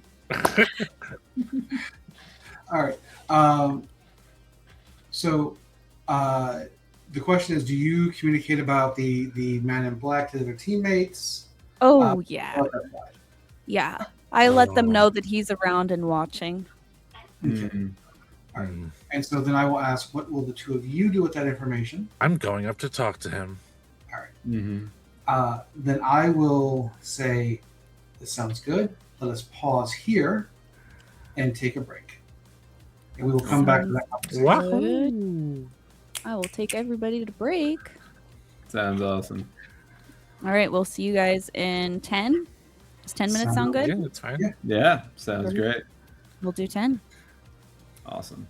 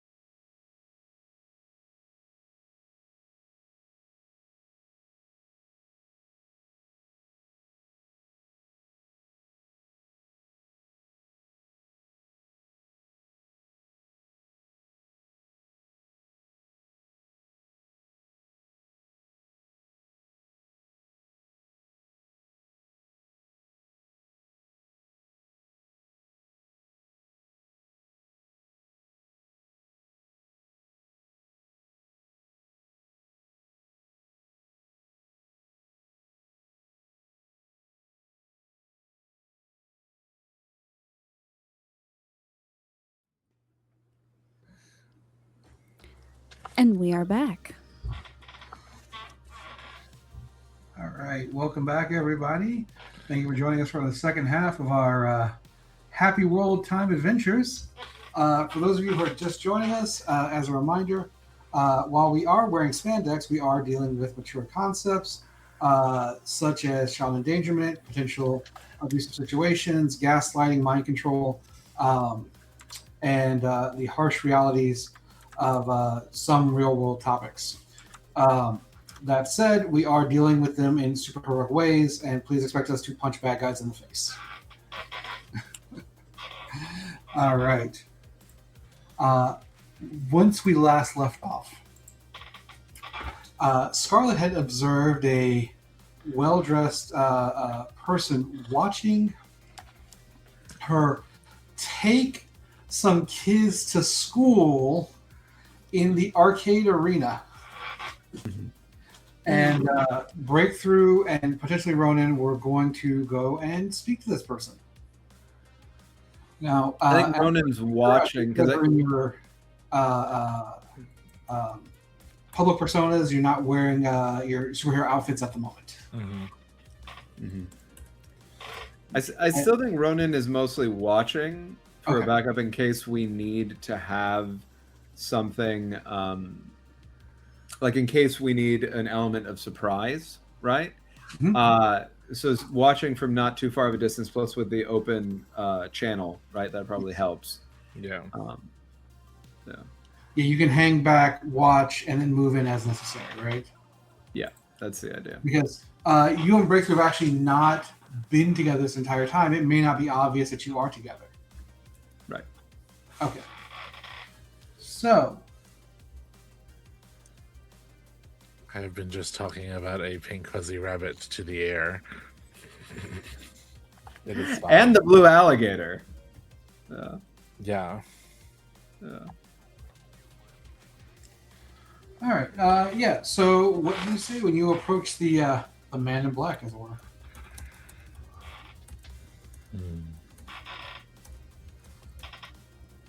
The children seem to be weak against her, do they not? He says, it's nice to see that we're getting a higher caliber of gamer here. It's good to have a challenge.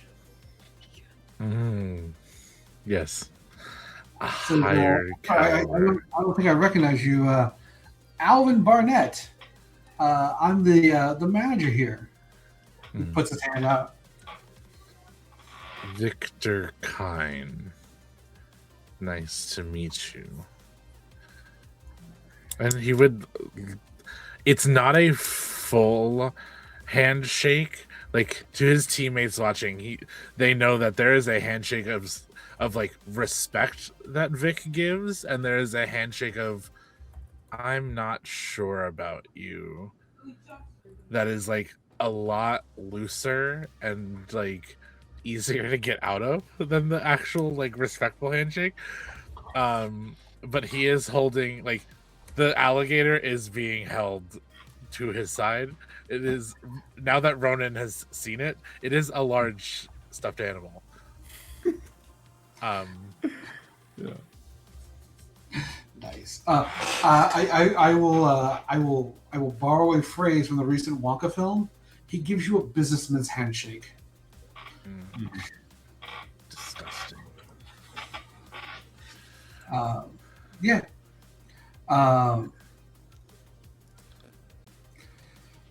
You're the manager here, yet you are okay with the discrepancies in the prices and survival of your business in a city such as this? Oh, look, we've only just opened. All right. How are you paying rent with such low prices? I have investors. This is just to get kids addicted. I mean, to get them coming in more frequently. Once we have a steady client base, I can adjust the prices accordingly. And what is to stop them from coming in once it is too expensive? I didn't say too expensive. I said I'm just going to right size the pricing once I have a secure customer base. You're not. Yes, but Sorry, they are children. tactic. I'm not sure if you're in sales or not, but sometimes you gotta just show a little leg, right? That's all. We're operating at a loss until I have a steady client, Yes. and then we'll move. Show a little leg, a rather sexist phrase for a place that is showing children the idea of fun. He looks at like all the cabinets that have various, like, because you have the versus games down at the bottom, like pretty much every female character in a fighting game, with rare exceptions. Yeah. I did not say that the choices in design of game are correct either.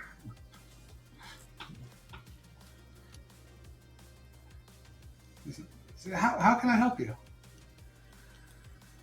I am interested in why an arcade would have a fighting arena in it. Have you not played video games before? No.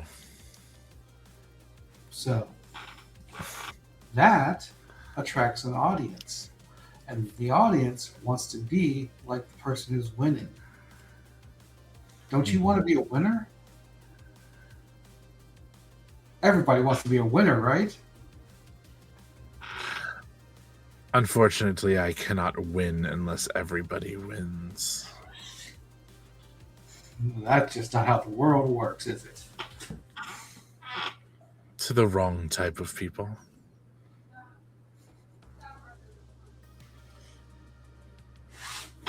And he just kind of smiles. He says, well, agree to disagree. Yes, because you have children fighting in a pit for entertainment. It's a dais, thank you. It is still a pit. You have high walls above it that you watch down into it, don't you? As if you are a king watching. Well, I hadn't really used the term king before. I really am just the manager here. So that means there is someone above you. There's someone above everybody. The president has to answer to Congress and the House, right? Isn't that how your system of government works? Yes. Humans make mistakes all the time. How can I help you here? Like, I'm not really understanding why you're even here if you're so opposed to the concept of an arcade. Oh, I'm not opposed to the concept of an arcade. I am opposed to the concept of certain imageries being displayed that are incorrect. Should I say propaganda?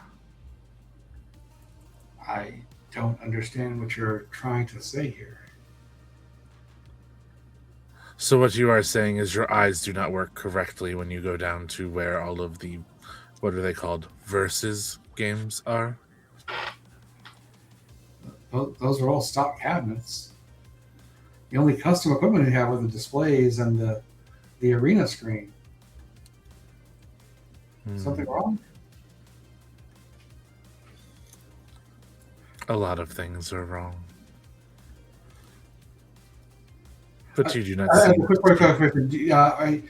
If you want to discuss, like, you're gonna have to mention the murals directly for him to. Oh yeah, I know. He's being purposefully dense. He's trying to piss this guy off. Okay.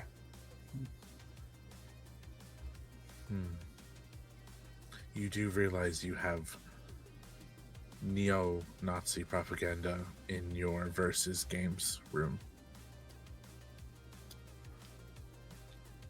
He kind of looks down at the arena and looks back to you. So you really seem to be opposed to arcades. I'm not sure where you're getting that from. It is not arcades that I am opposed to. I think, Ronin, you probably see that Vic is getting a little the opposite effect has happened. Yeah. While this is going on, and I'm observing, am I able to detect anything in the body language of this person who's being interrogated, the shifting of this person's gaze, anything that betrays a nervousness or somewhere else that's worth looking at, or something that might be a threat to us? That's a good question. Why don't you give me a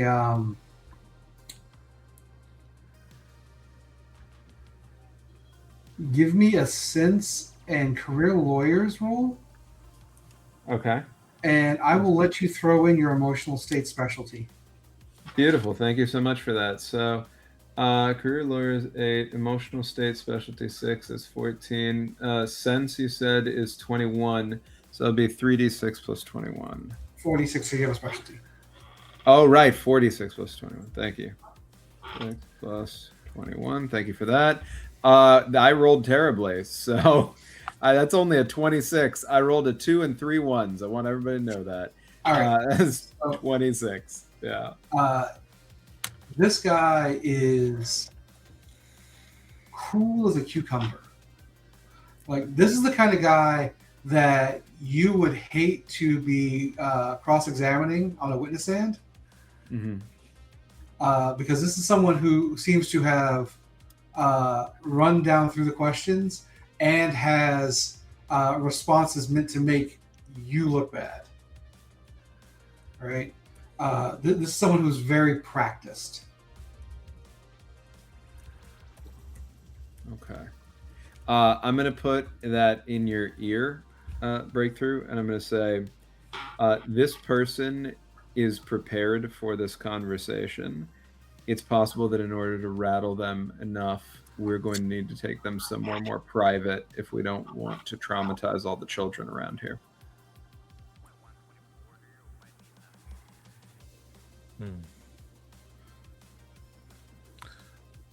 So a fun thing, I think, and this is just a little taste and flavor for Vic that came to my brain that I like. I think as he's getting more angry and perturbed with this person, as his usual tactics of like talking and the way that he talks doesn't get under his skin, and then hearing Ronin say like, hey, it's not going to work, there's a little bit of like a rumbling, like as if like kind of, actually the best way to describe it is reality shaking in itself, and there's like little glitches of Vic's body as he's starting to get more pissed off. And I think just quietly in your ear you hear, and what is the plan? So, would you like willpower? Sure. I think you know what the plan is. I think he's probably goaded you in a way that you weren't expected to have it happen. No. And he's probably pushed Vic more than he really, or pushed Breakthrough in a way that he didn't expect. So if you want to lash out at him, I will give you a willpower. Hell yeah, I'll lash out at him. I think it is narratively correct that Vic is at the point of lashing out. Unless his teammates can do something to stop it. Well, see, here's the thing. Ronin has put himself as a safe distance to observe and not be obvious about it. And then Scarlet is fighting children. Scarlet is ruling against kids. Schooling. Molly whapping them. Taking them out to the schoolyard. All right. So I want you to describe how you lash out. And this can full on be an attack if you want to. Just describe it to me. There's no need to roll here. I think. How do I think what it is the way that Vic lashes out specifically at this it is almost that point of like, you know, that point in every like speedster comic where like they can't control their speed and it's like they're popping up at multiple points in the room. Mm-hmm. I think that is what's happening with Vic. But as the first like disappearance happens, the spandex is on. Okay. Because his number one thing is also like protecting his identity. So it disappears and all of a sudden Breakthrough's in the room.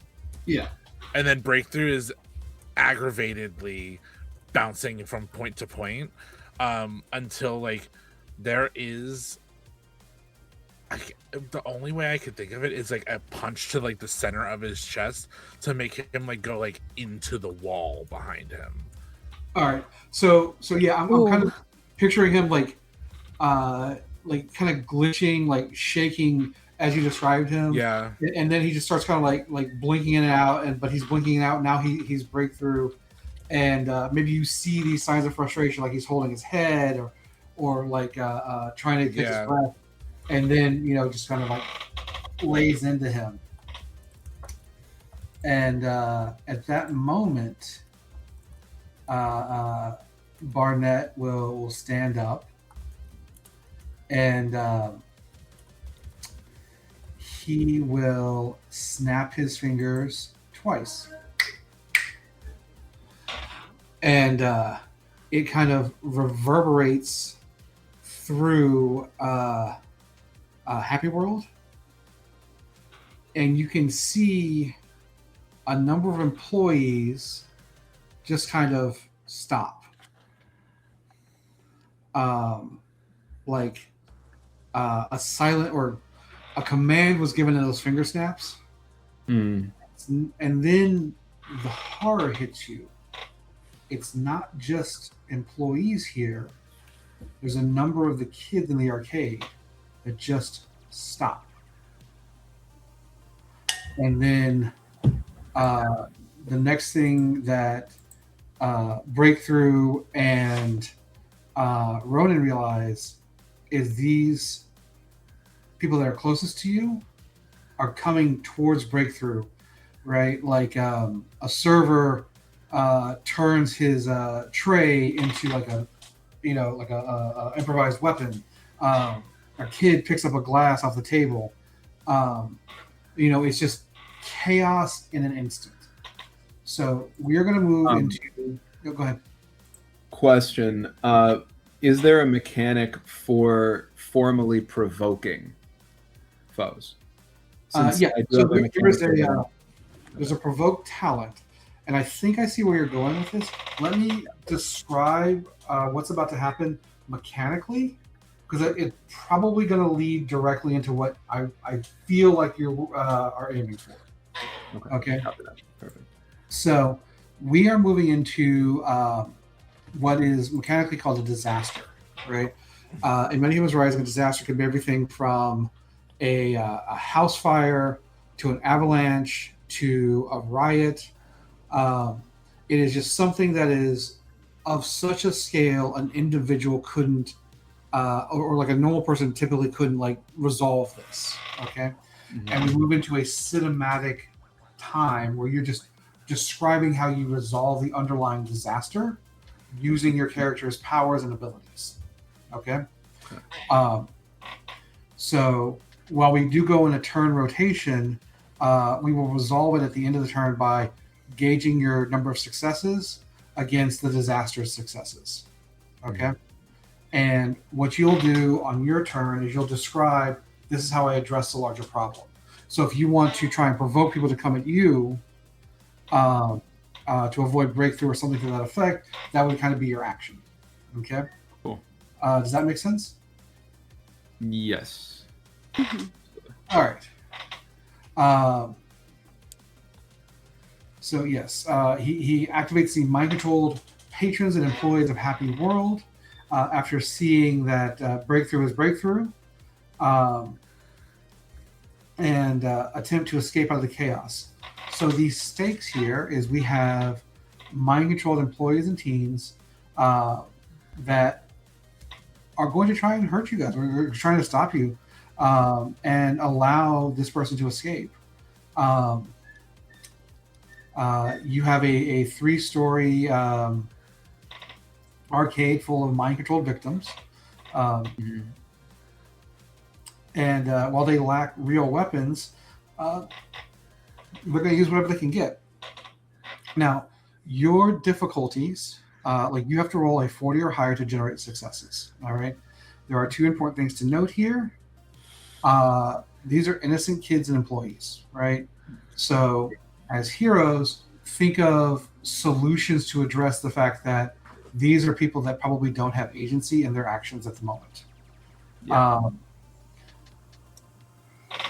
So, with that, I believe, Ronin, you had something that you were going to throw out.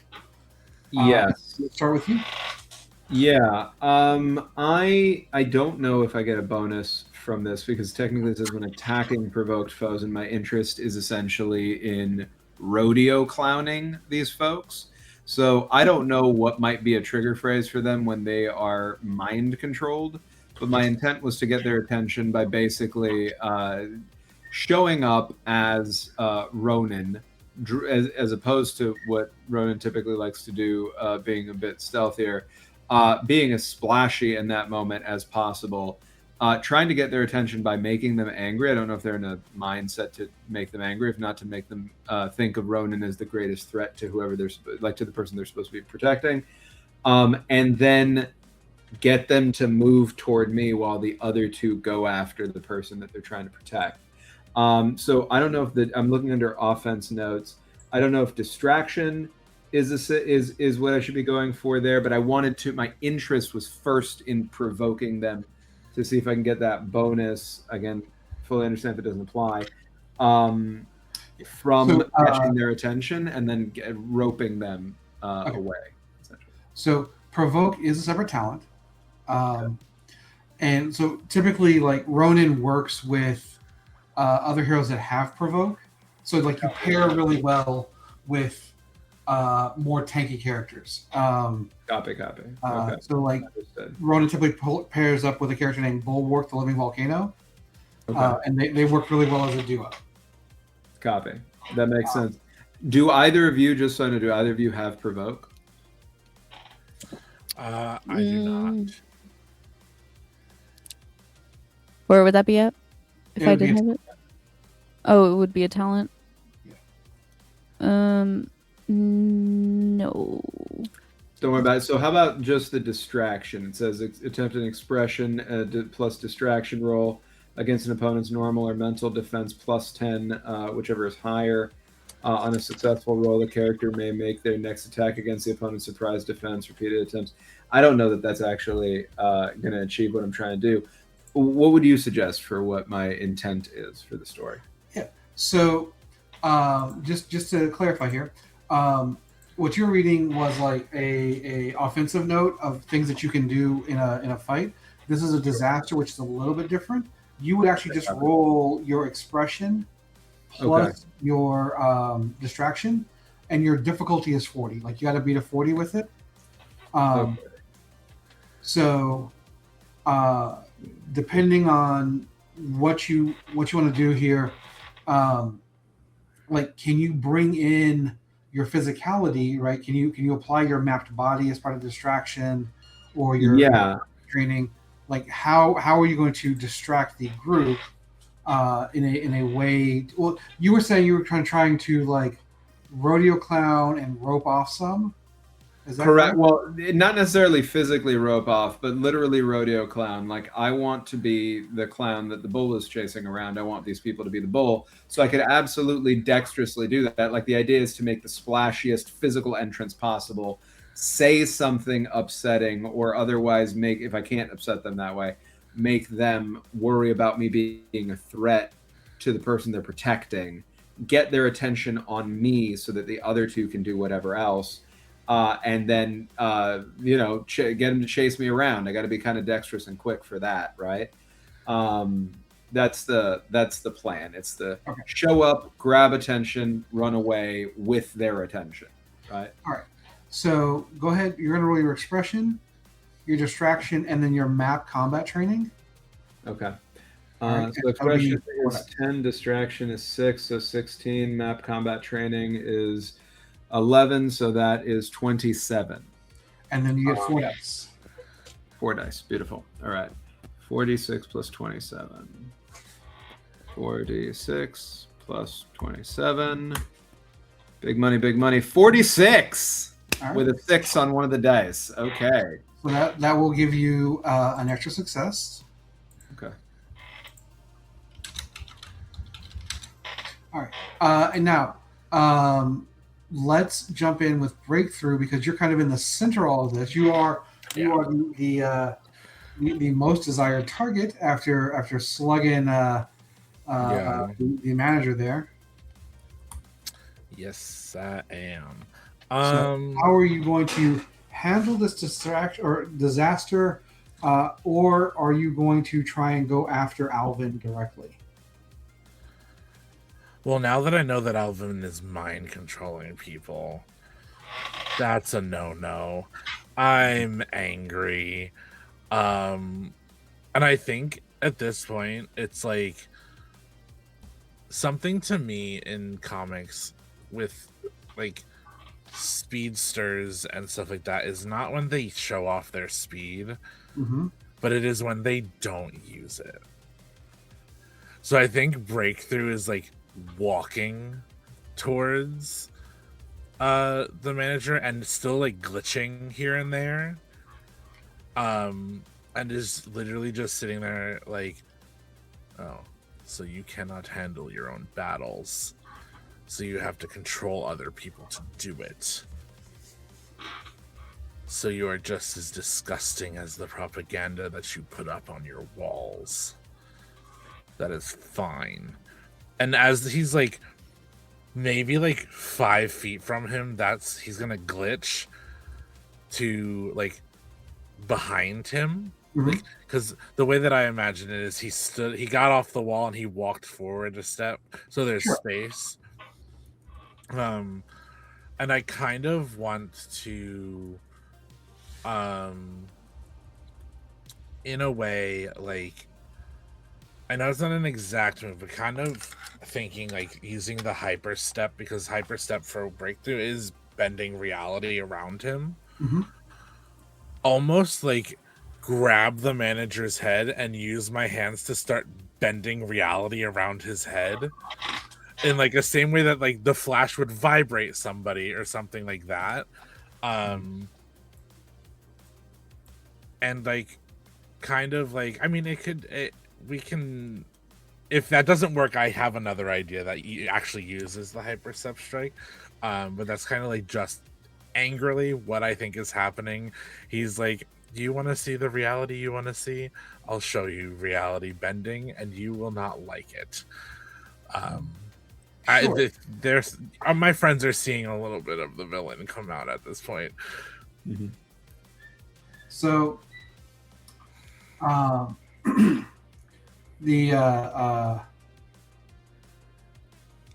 you have something called shockwaves as part of your hyperstep power. Okay. And what that means is that once per session, you can make 6 of your damage penetrating. Okay. It goes through armor. Doesn't matter what his defenses are. It just hurts. Yeah. So you would make your hyperstep strike as normal. Okay. Yeah. And then you would spend your once per session ability to kick that in, because you're using your hyper speed to effectively ignore his defenses. Yeah. All right. Cool. So that'll be 3 dice that I roll for that.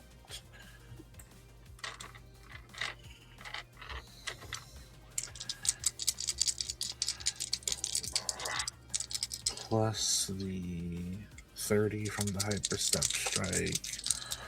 Please don't fuck me on this roll, guys. This would be the worst roll to fuck me on. Cool. A 4, 5, and a 2, so that is 11, right? Yes, 11, so that's 41. All right. So give me just a second here. I believe that.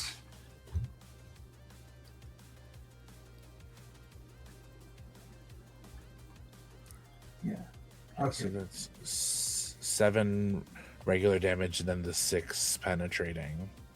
Right. Because it's 13 damage altogether. Cool.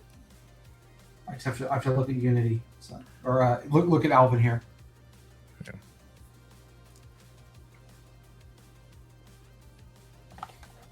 Was the kid that I was playing with a part of this thing? Has he stopped playing video games with me?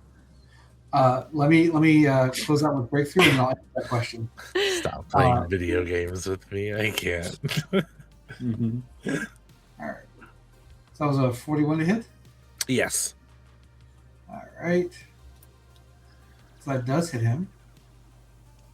And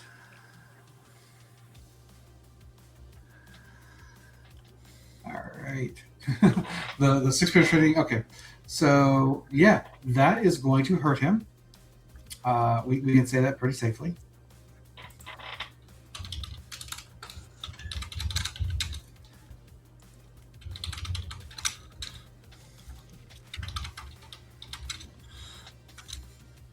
Okay. Cool. Yeah. So you kind of like scramble his brain, and he pushes himself forward and rolls out to face you. I'm going to now jump to Scarlet here to answer your question. So probably about 1 in 4 kids that are in the group around you are now clamoring to get to the observatory as quickly as possible. And that is including but not limited to climbing up on top of the arcade cabinets and jumping onto the level above them to kind of like hoist himself up. Running towards the stairs. There's all sorts of shenanigans, like other people kind of getting pushed off to the sides. No attention is left on you because all attention has been shifted to breakthrough. For the kid that you were directly playing, I want to remind you that you had cycled through the group of bullies, and now you were actually playing with people who were like surprised that you were like so good and were like, getting down on that action. Right? So that kid, probably not. Cool. He's actually like seeing everything happen and almost kind of like cowering behind you. Like, doesn't know anything about you, doesn't know you're a superhero. You're a big spider person, and I would rather you get hit than me. I'm gonna look over to this kid, and I'm just gonna say, hunker down somewhere. I owe you a smoothie. And I'm gonna leap up to the wall like a jumping spider. I'm gonna crawl up to where they were at. And I'm assuming Breakthrough is getting surrounded by kids? Brainwashing? It's also like workers. Yeah, workers. And they're just kind of using anything they can get their hands on. Okay. I'm going to create a light barrier between them and Breakthrough. You're just going to create like a protective barrier. All right. Yep. So this is just a straight power roll for you. And again, the target is 40.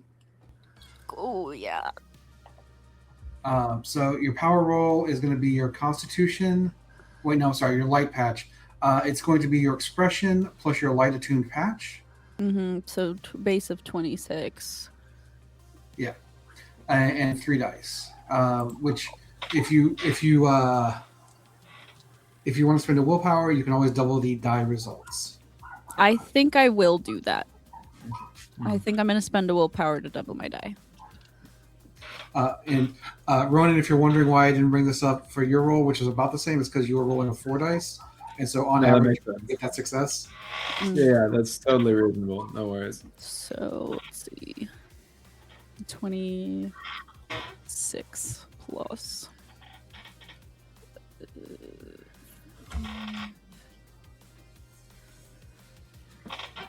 12, 24, 50. All right. Did you roll any 6s? No, That's okay. I wish. All right. So Alvin is going to take his turn now. What's he going to do? All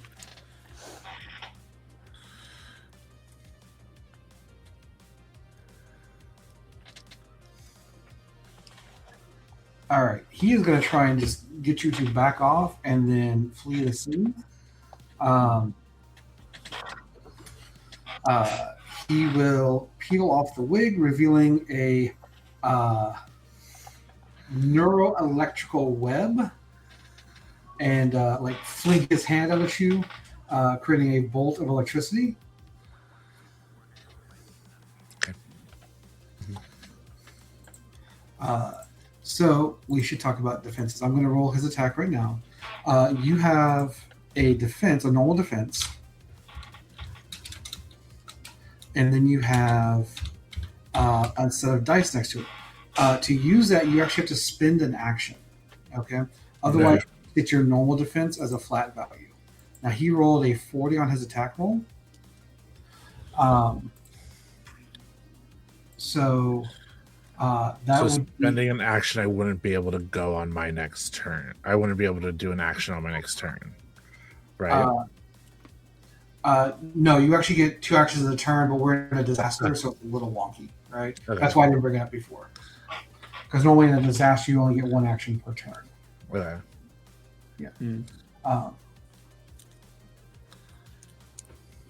So what is your normal defense? 24. Okay. So he rolled a 6, and here, instead of a degree of success, it's an extra 2 damage, right? So he is going to hit you for 11 damage, minus your armor. Okay, my armor is 5. All right, so that is 6 damage off of your stamina. Okay. And now I am going to roll for the disaster itself. Okay.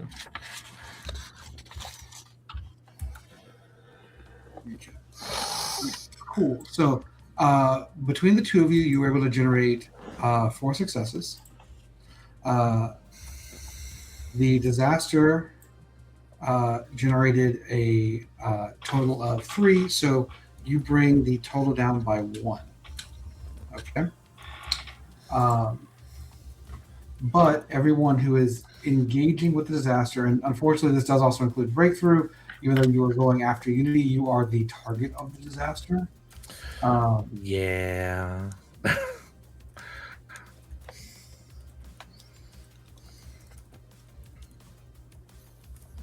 So that is 5 damage for the group. Again, armor applies. Oh, I'm sorry. 5 damage for the group. Okay. All right. So, essentially,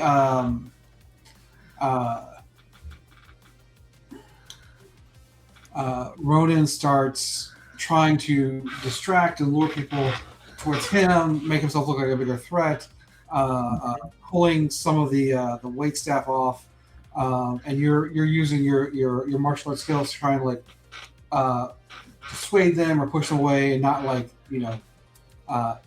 actively hurt them. You're focusing more on like soft martial arts, right? Scarlet, you throw up a barrier to protect Breakthrough from being fully swarmed. And that means that the kids that were climbing up on the arcades boxes to get to the second level and to get the Breakthrough start jumping on your back and trying to like pull you down. and you are doing your best to like hold your position without effectively dropping these kids, because you know you have to protect them too. Unity or Alvin here seems hurt, but staggers to his feet. And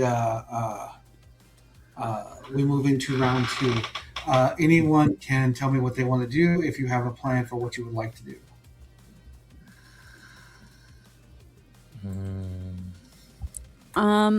I want to use my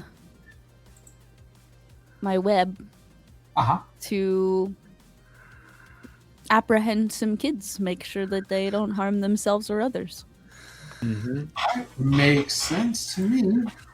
So again, this will be just a power roll. You don't need to roll damage or anything, or damage is not the important part. It's just making sure that you get over 40. So if you're using your web, this is your evolved arachnid plus your constitution. Yep. And again, your target is a 40 here.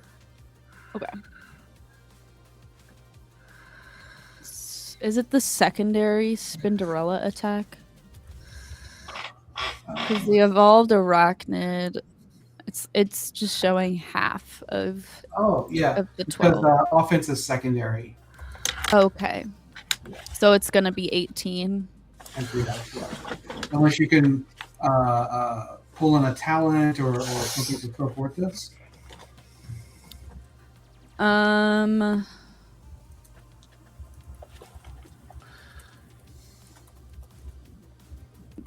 Bringing in a talent to support this? Yeah. Like, so we mentioned scrounging earlier. Yeah. Maybe this is a point where you can say... I'm rapidly weaving them together. Well, they overturned this table. I'm going to use that as part of my webbing, so I don't have to it's about how you're using the environment to get a faster results, essentially. Yeah, rails of the balcony, the glass, tables, chairs, anything nearby to just kind of create this web. So that will cost you 1 willpower, but then you get to add in your scrounging. So that goes from 18 to 30, and from 3 dice to 4. Okay.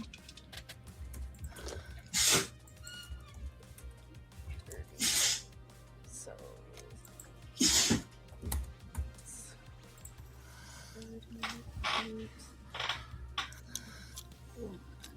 46. Excellent. Did you roll any 6s? No. All right. So that will give you 1 success. Who also has an idea for what they want to do here? I think I do. So I will ask you: are you going to stay focused on Alvin, or are you going to deal with the larger? Nope. I'm focused on this man. I think it's once again like the walking forward slowly with the glitching happening, and he is just going to like blink forward and is expecting Alvin to expect him to come from behind because he had done it before, but he is blinking forward into like a crouched position to punch straight into his chest again, using the hyper step strike. Okay. So to get that same bonus as last time, you do have to spend a willpower, but that's okay. Can I add a little bit of narrative to this? Yeah, absolutely. So I think we keep describing it as a glitch. Maybe it is like you're walking forward, but then suddenly you're like, 3 meters in some other direction. Yes. Still, like you haven't broken your stride, you're still walking forward, and then you're 6 meters on the other side, still walking forward, and then suddenly you're punching him directly in the chest. Yeah. It's literally like the like if somebody's walking through a funhouse mirrors. like I just end up being in like another mirror, but it almost like it's just such a quick swap that it's like almost like I'm glitching in and out from where I am. Right. And that is the speed at which you move, which again in your mind you are just walking forward. Yeah. Right. Mm-hmm. It's your power that's just moving and bending reality around you. Mm-hmm. All right. So go ahead and make your attack roll. Absolutely. Cool. I rolled a 4, 5, and a 6. Nice. So that is 9 plus 6, 14 plus the 30, so 44. 15. 15. Yeah, 15, sorry. That's all So right. 45. I can't do math. I'm horrible at math. That's all right. All right. So 45. That's going to hit him. And again, it uses surprise defense. Yeah. And so what's normal damage on this? 13. And you rolled a 6, right? Yes. So that becomes 15 now. Cool. All right. So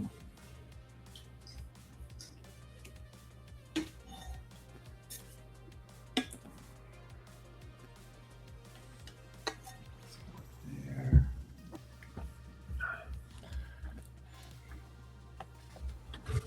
All right. All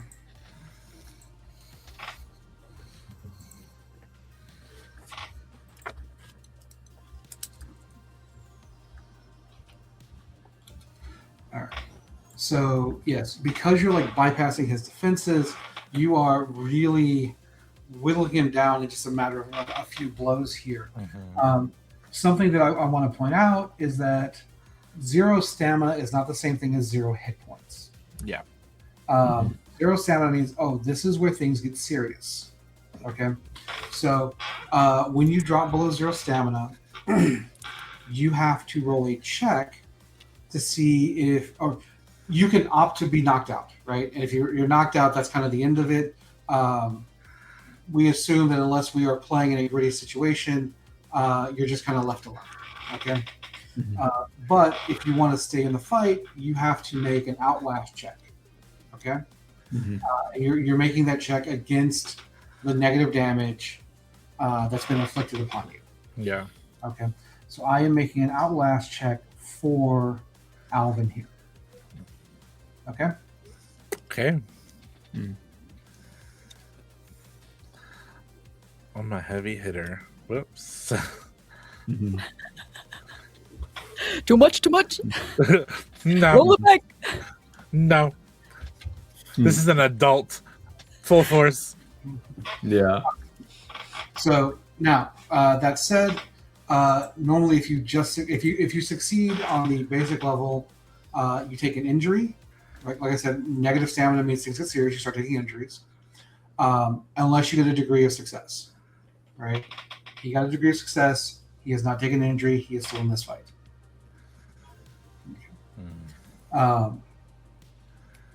So I think that what I'm going to do here, he hits you, and he is going to maintain his lock on, just kind of pumping you full of electricity at this point. What's wrong, Alvin? Can't handle your reality at this point. And so that will increase the damage from 9 to 13 minus your armor. Oh, okay. Yeah, until you break out from him, this damage is just going to keep going up. Yeah.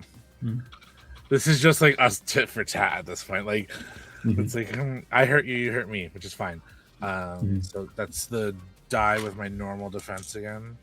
No, it's or is just so hits? He hits you, and unless you want to spend an action to break free or to like avoid him, like because he's just continuing to pump you full of lightning. Oh, okay. Right. So you actually have to spend an action to break off from the attack. Otherwise, I'm hitting you for 13 this turn. Next turn, I'm going to hit you for 17. Yeah. So I'm gonna. How does this outlast go? Because I had 9 stamina. Okay. So the way this works is you're going to take the Or actually, wait. 13 minus 5 is what? 13 minus 5 is 8. I have 1 stamina left. Never mind. Okay. I am not negative yet. I am looking bad, but not. All right. So let's see. What is Ronin doing this turn? Is there anything that I can do to help, given the precarious state that Breakthrough is in right now, mechanically, the way that I'm built? I know that I seem to be more of like a cannon, but I'm feeling like in this moment it would be helpful to be. I mean, the other thing is, since I'm serving as a distraction, maybe I can't continue to do, I can't get over there to help without messing that up. So I guess my first question is, how effectively am I continuing to be a distraction? How could I assess how important it is for me to continue to do that? So here's the thing. If a disaster goes unchecked, it continues to get worse, right? Copy. But you can spend your action, you guys generated successes last turn, right? You pulled the disaster down some. Okay. You can break off to spend your turn hitting Alvin, right? Because you are a cannon. You can inflict some serious damage. I can. Right? Yeah, I'll do that. I mean, seeing that Breakthrough is having a tough time, having already bought at least a little bit of time, because mostly I'm trying to rodeo clown this for the sake of the brainwashed people, right? I'm trying to get them to chase me around so they don't get hurt. If I think I can get over to Alvin fast enough and then maybe continue past, right, I would use that speed to add to the strength of my hit, and I would just move toward them using my body as a weapon to hit them as hard as I can, hit through them if I can, and then keep going to see if I can, re-engage the chase in my next round or whatever. I think you actually have a attack for this. You have a flying knee, which is all about moving and hitting. Okay, perfect. I love that. I saw that, and now I'm looking for it. Flying knee. So you have your attack map strikes. The next one says combo attack flying knee. There it is. Perfect. Thank you. Right. So, am I right in seeing that this is 5d6 plus 38? Yes. Okay. Yeah, I should do that. All right. So now, I while you were rolling that, I'm going to tell you what I'm doing. Okay. I am going to spend 3 willpower to take an extra action. Right. Okay. I am going to also try and interrupt your action. Okay. Okay. So I'm taking a 10-point penalty on my attack. Okay. All right. But what I'm going to do is I'm going to spend a willpower to chain my attack to hit all 3 of you heroes. Right. So I'm going to have lightning jump from Breakthrough to Ronin to Scarlet if I hit. Okay. Okay. So that is what you're competing against. Okay. And is it a straight comparison, like the number I roll versus the number you roll? Yep. And if we're within 5, it happens simultaneously. Okay. Otherwise, it goes to the higher roll. Okay. I have my outcome whenever you want to hear it. Whenever you're ready. So I'm going to roll now. Yeah.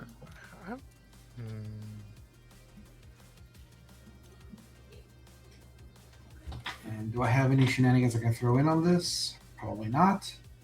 But we're going to do our best. I've thrown in shenanigans just to make this as scary as possible. I love it. It's okay. I'm trying to see if there's anything I can do about this. I will spend a final power to double my die roll. That's what I'll do. Because I do have something called super armor. Am I able to also... Sorry, I didn't mean to interrupt. Am I able to also spend a willpower to double my die roll? Yeah, of course. But I got a 42. I think you're going to be safe.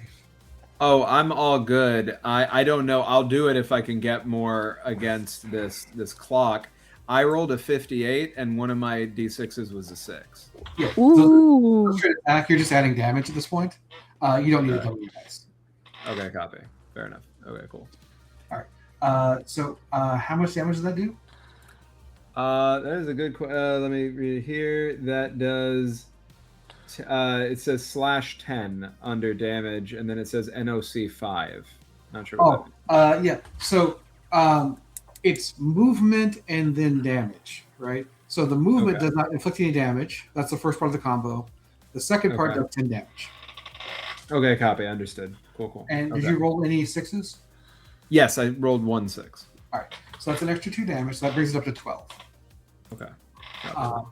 But unlike Breakthrough, he actually gets to apply his armor against you. Okay. All right. So that's that. I do need to check again to see if he is knocked out.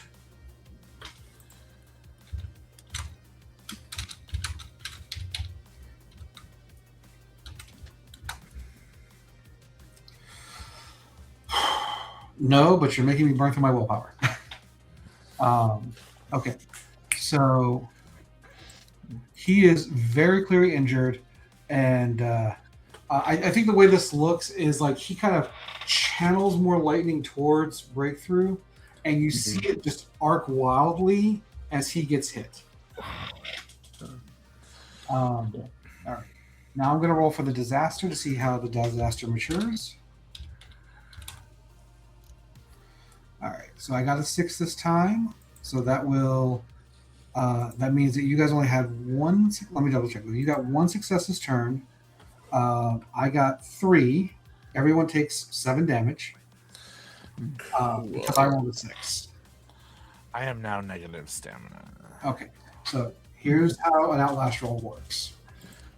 You're going to roll either your Constitution or Mental, whichever is higher, Okay, and then if you have the Outlast talent, that gets added in. Your difficulty is 10 plus the value of your negative stamina. So if you're at negative 5, you got to roll higher than a 15. Okay. Hey, I want to argue something. Is there a way that I could add bravery comes from vulnerability to this? Let's see here. Because I am effectively going down at this point. So Fighting against it. You don't have to argue it. It makes perfect sense. This is one of your motivations. You have left yourself open to try and deal with Alvin here. So that's going to give you a +1 to your roll. That's going to give you an extra die. And because you're invoking a drive, it gives you a free roll. Cool.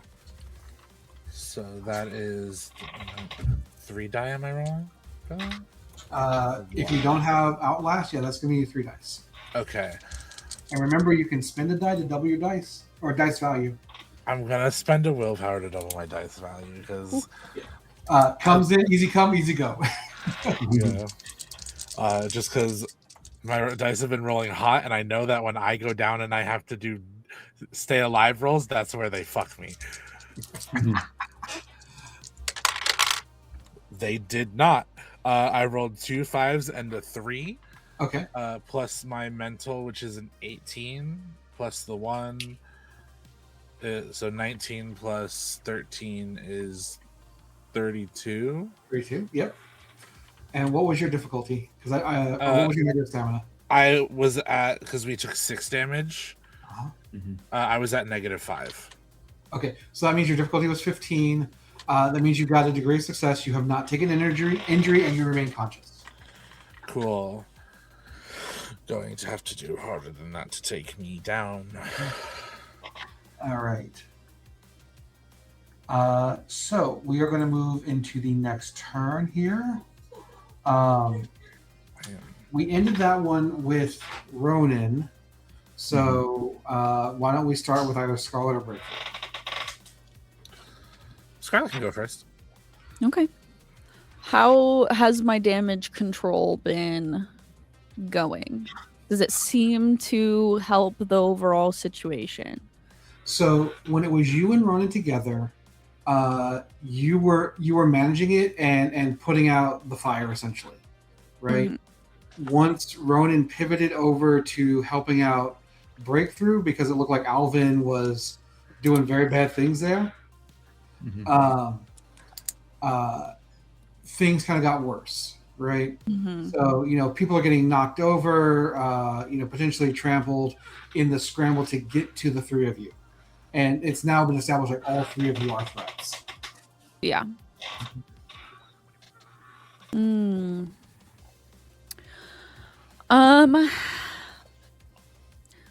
I think let's see, how many willpower? I've spent 4 willpower, I believe, out of 7.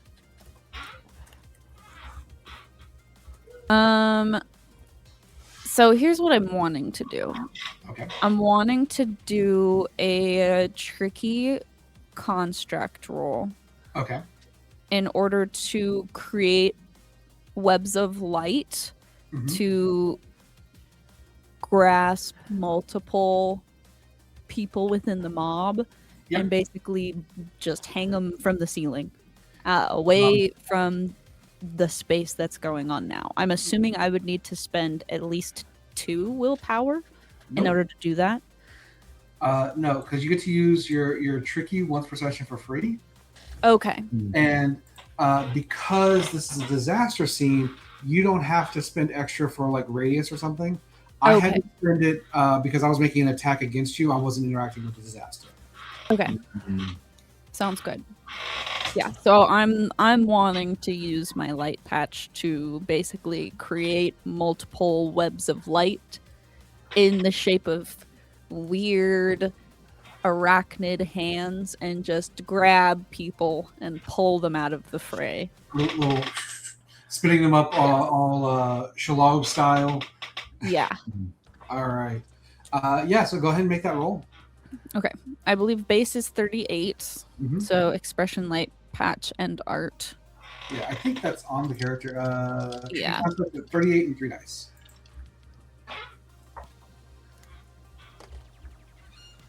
Okay. Well, good thing I rolled a 6 because the other one are 2s.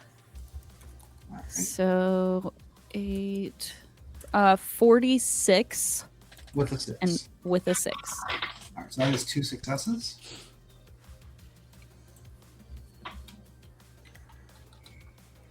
All right, and then let's check in with who wants to go next?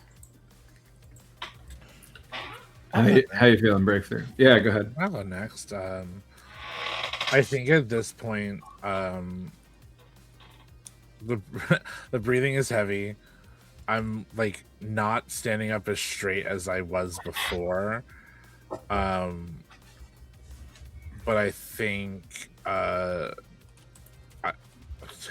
I'm so annoyed that this man is still standing. And I think that we're gonna go for another hyper step strike. This time the same like mirror effect as I'm walking forward, except I think it's faster now because I am exhausted at this point. Yes. So I really can't control it. And instead of like coming from below, it's right up over the head. Like I'm in the air above him, and going to be striking down. All right. So I am going to try and interrupt you again. All right. Like I tried to interrupt Ronin last time, I'm going to try and interrupt you. And I am going to spend a willpower to make my neuroblast radius. Cool. So again, it's just a roll off. So I do take a penalty because I'm interrupting you. Yes. So my hyper step strike counts as a movement action, right? So because I'm moving to do it. Yes. Like you're spinning a movement action and then you're performing your hyper step strike. Cool. I also have super armor. When a foe attempts to interrupt the character directly targeting them, they fail regardless of the final value. Counts as a use of impervious, limited only on turns where a character has taken a movement action. Okay, nice. That is awesome. I'm not even going to roll. I've declared my action, and you have negated it. That is the important part. Yes. I'm not going to roll. Just know that you pulled that off. Yep. I was waiting to use that. I was like, I read that. I was like, interrupt me. Please interrupt me, you disgusting man. I rolled 3 6s. Nice. Ooh. 6 damage. So that is so that's 30 plus 18, so 48. That is gonna hit. Yeah, 13 damage. Plus 6, or does that include the plus 6? No, so 19 plus 6. No. 19 is the plus 6. Okay, cool. All right. Just stay down. Yeah, we're gonna see if that happens. Yeah.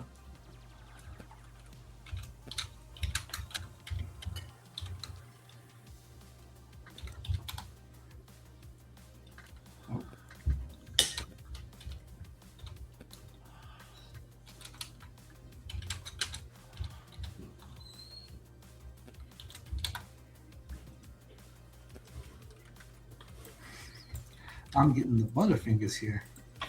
I'm using a dice roller on my Discord. All right. Yeah. No. That like you appear kind of overhead, and you're like just stay down as you like come down on top of him, and he collapses. Ooh. Here's the scary thing though. That doesn't break his mind control.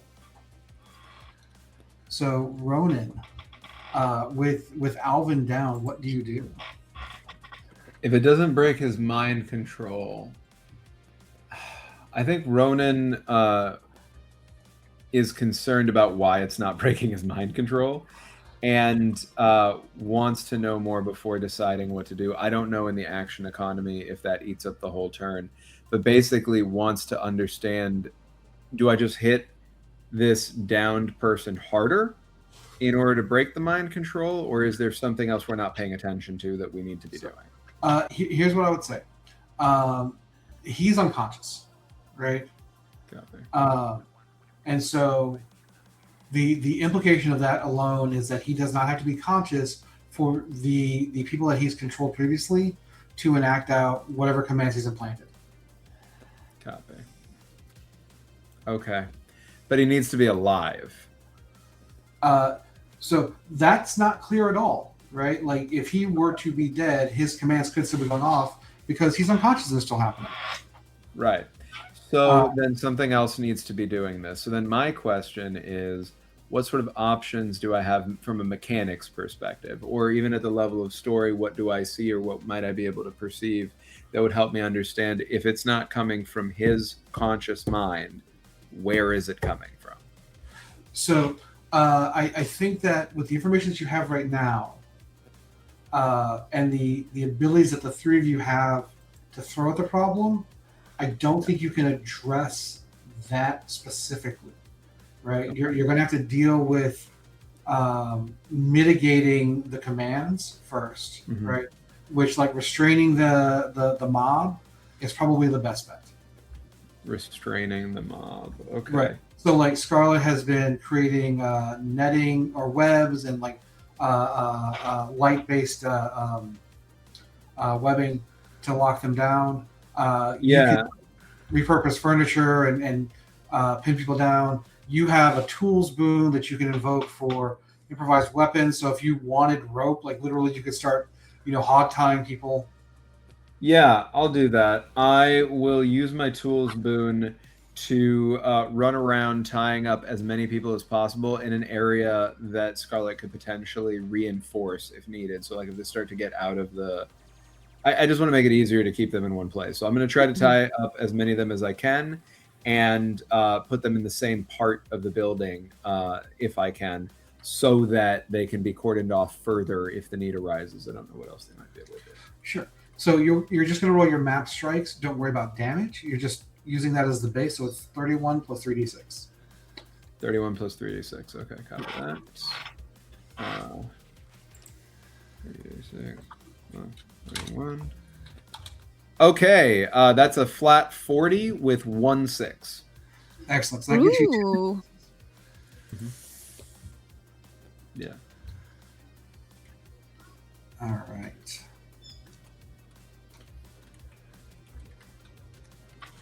All right. So, assuming breakthrough will help you guys next turn, I think the 3 of you working together are going to pretty easily be able to diffuse the situation.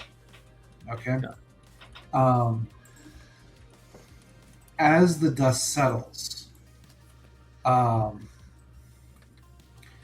there is some information that you can find out, though.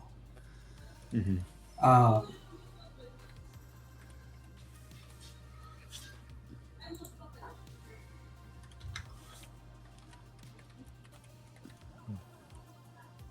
So, like looking through his office, you can locate a drawer with files on prospective long-term recruits. The file contains like school records, various notes written in German, Mm-hmm. and markers on how resistant the teens seem to be to his powers. Additionally, there are a number of shipping receipts. It looks like Alvin has been coordinating supply drops with a warehouse in the packaging district.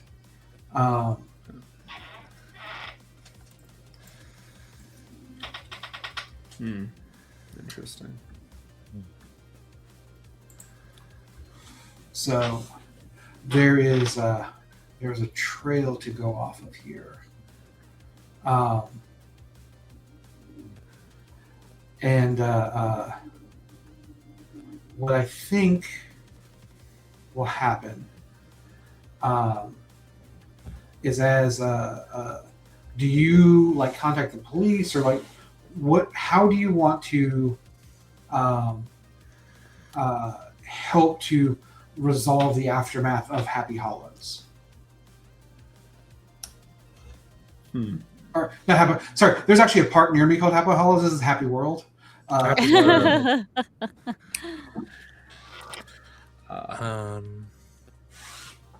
I could put on a gallery show to help raise money for the children's families that were affected. Sorry, I meant more in like the immediate aftermath. Like, do you Yeah. contact the police or like?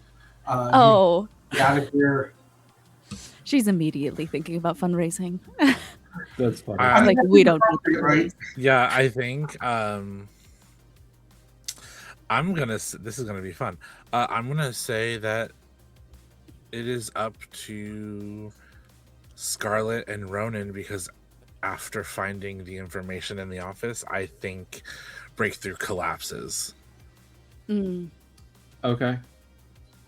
I think Ronin is going to want to check in on Breakthrough to see if there's anything that is immediately concerning that should be addressed off of that collapse. Is there like something akin to like a medicine check or something that I can do here? Yeah, there is a medical talent. If you don't have it, you can just roll intelligence. Okay, let me take a look here. Intelligence is only 7. Let's see if I have some kind of medical talent. I do not. Scarlet, do you have a medical talent? I don't believe I do. I do not. Okay, so I am going to roll 3d6 plus 7, and we'll see where that lands us. Yeah. And my intelligence is lower than yours, so you are definitely the best one to do this. I rolled terribly. I rolled a 5, but 2 1s, so I rolled 14 overall. All right. So you're a lawyer, not a doctor? Right. Yeah. Yeah, but, that sounds about right. I will say that he's breathing. What is Breakthrough's negative stamina? I'm at -5. I didn't take any more damage after that, so.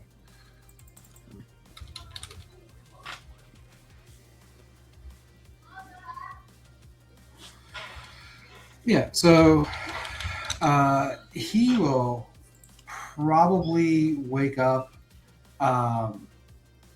Like he's just taking a little nap. Yeah, he's taking a little nap.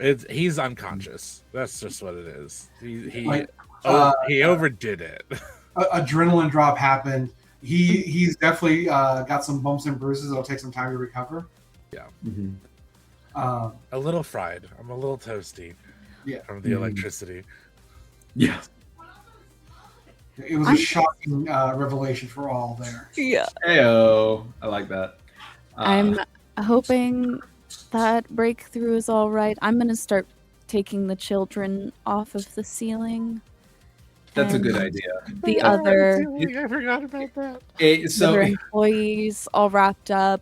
I'll start helping them. Seeing you do that and realizing that it looks like breakthrough is stable, I also realize I should probably go untie people. I'm going to go untie the people who I tied up and be like, are you okay? Are you okay? Are you okay? To each of them. All right. Like, So each web stack is slowly let down. Descending. Yeah. I like the idea that you have all these eyes that are just blinking at them as you Yeah. The most terrifying thing for you to come to. Yeah. That's great. That's the spider that owned me in Street Fighter. Oh. He beat me at video games and tied me to the ceiling. That's awesome. My brain just went, is this what love feels like? That's what love is. You know when you meet a spider lady when she ties you to the ceiling? The ceiling after beating you in Street Fighter? Yeah, some of the employees that are like, whoa, that's like that one video game I played. Yeah. It's like the Saga comics. Someone's going to be writing fan fiction about this night. 100%. Look, fan fiction about Scarlet and fan art of Breakthrough with a little alligator. The alligator. Alligator. As you guys are kind of like trying to get away or making do with what the aftermath of Happy World, Mm-hmm. A woman will approach you. They wear a green car coat, about knee length, and a hoodie underneath that, and just like some regular blue jeans and running shoes. They tell you that they think that they can help explain what's been going on here. That's interesting. So she doesn't want to talk about this in front of the police, and once kind of emergency services are taking over control, she will lead you away. Mm-hmm. And she will explain that about 10 years ago, she was able to break the mental conditioning that was put in place on her by Eisenreich handlers. She is the third generation, or she is a third generation clone of Ubermensch soldiers from World War II. Designation G3008, aka Doberman, or at least that's what the Eisenreich had named her.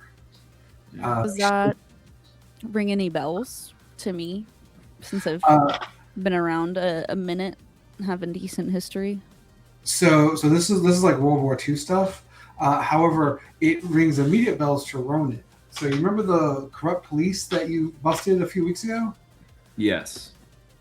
The cell of corrupt police, the Brotherhood, were a cell of Eisenreich infiltrators. The Eisenreich being a special weapons and research division of the Nazi forces during World War II. Okay. Who went quite literally underground. That is to say that when you encountered them, you were fighting them in a underground base below the sewers in Central City. Okay. And you you found out about them at that time. Okay. So this does ring a bell to you, and it kind of emphasizes that, oh, maybe the Eisenreich's influence in this city is greater than we realized. They infiltrated the police, and now we're seeing this as well, right? Yeah. Things that were happening 100%. simultaneously. Do I know what happened to that base down there? Was it like requisitioned by the city? Could this have been something where like they were hiding in plain sight the whole time and we took them out, but actually they've been like, is this a broader conspiracy within the city that I might need to look into? Do I have reason to suspect that? So you don't know if the Brotherhood is directly related to the Ubermensch project, because you have this separate address to a warehouse that Alvin was sending supplies. Okay. Okay. And yeah, so 8, as she calls herself, will explain that the events that have been happening in the U.S. recently, and the Brotherhood, or stopping the Brotherhood, or why she's here in Central City specifically, because she's trying to find out what she can and shut down the Eisenreich as well. And what she believes has happened after seeing this guy's face and abilities is that they have recreated the 3rd generation of clones. She's not sure how they've aged them so quickly, because they seem like full adults. But that means that the local Eisenreich forces have a group of very powerful metahumans that they are using to manipulate events. Okay. So I communicate that to the group, and like she's talking to all of you guys, right? Okay, copy. Okay, I didn't know how much of that I was putting together Am I myself. conscious again? How long after everything is this? I could just carry you like a baby, if that works. I was You thinking just either I'm lift me. carried like a baby by Scarlet, or I am slumped over Ronin's shoulders. Yeah. Well, I kind of like though that Scarlet, can you use your webbing to create like a swaddle? Yeah. I think that's I think like a swaddle on breakthrough. My alligator is my question. Did you? Your alligator is in the swaddle. I think. Okay. You're holding With you, the yeah. alligator in the You're swaddle. over there Okay. like this with your alligator. Yeah. Did somebody think to get the pink bunny? I thought you didn't like the pink bunny. I can take the triangle off the foot. If so, I'm sure we can get the pink bunny. In fact, I could probably make you something like that. Yeah. Whatever you prefer. I think that's probably the punch out as you're like, oh, this goes deeper. We have to find out what's happening at this Eisenreich base. As Scarlet's like, we can get you the pink bunny. Swaddle. once the pink bunny is acquired, the blue alligator goes to Ronin. All right. So I think that is probably the best stopping place for tonight, because we've been going for a little over 3.5 hours. Nice. How is everyone feeling? Good. Great. Yes. Good. I will say that just so that we are clear, once Unity has been separated, it's a matter of time before his mental conditioning breaks from these victims. Okay. Copy. Okay. So essentially, he does have mind control powers. he's been effectively manipulating them for, well, the employees longer, but the kids for several weeks. And that's why they are so loyal at this point. Mhm.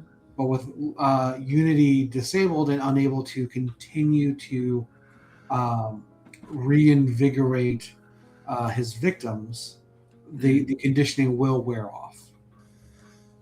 Okay. Cool. And then I do fundraising for the families. Yes. Yeah. Yeah. And we have a big blue alligator as the mascot for the fundraising. It's hanging from the ceiling. I made and it. you can't see it. It's more like an Easter egg, but with a little tiny pink bunny riding on the big blue alligator. I like it. And just to close the loop on one thing, Martin, after the conditioning is broken, does return to theater. Good. Aww. Nice. That's good. All right. Questions, comments, concerns about our session?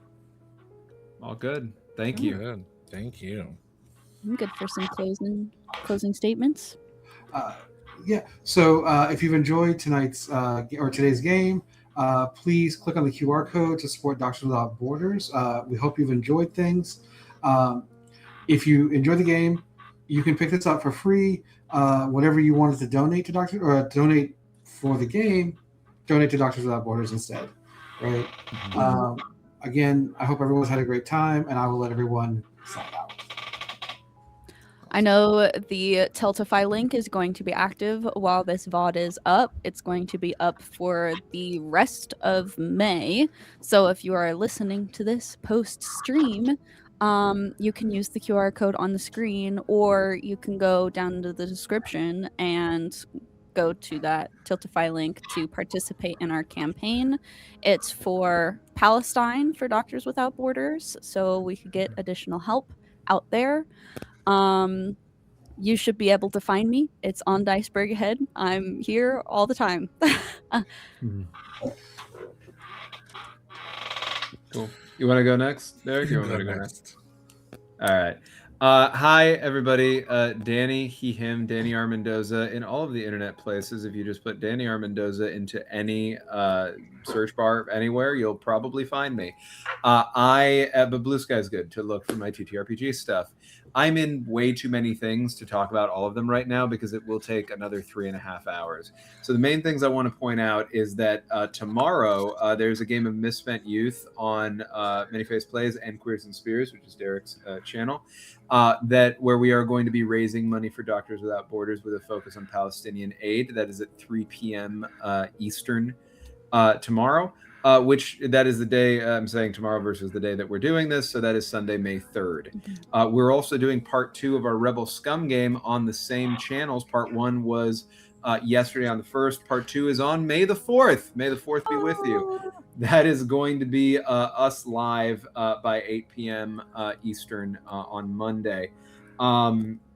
We are going to be doing another game of Misspent Youth on May 12th at 8 p.m. Eastern, and at 2:30 p.m. Eastern on May 21st, also to benefit, same channels, benefiting the same charity, with the same focus. We are going to be playing Pasión de las Pasiones, Mass Effect Edition.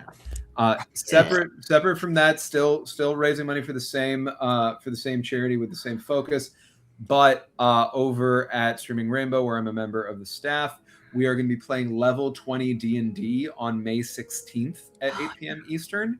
And it's going to include the Deck of Many Things. I'm going to be running it. I have let the players know that they should build the most broken builds that they've ever built in their entire lives. All snake themed, because all of us, with the exception of one who was our GM for this thing, have played the same snake-based character in a different game that has a rotating cast. So all those people are together. Our GM gets to be a player. I'm going to run it, and I'm letting them make it super broken because then I get to use things like Tarrasques. So I'm going to just throw in there whatever I want. I have a bunch of stuff that they're going to go into. It's going to be super chaotic. I don't even know exactly what I'm going to be running because the Deck of Many Things is going to tell us that. Yeah. And it'll be even more broken with your donations. So absolutely. Donate to all, check out all those games if you can. Donate to all those things.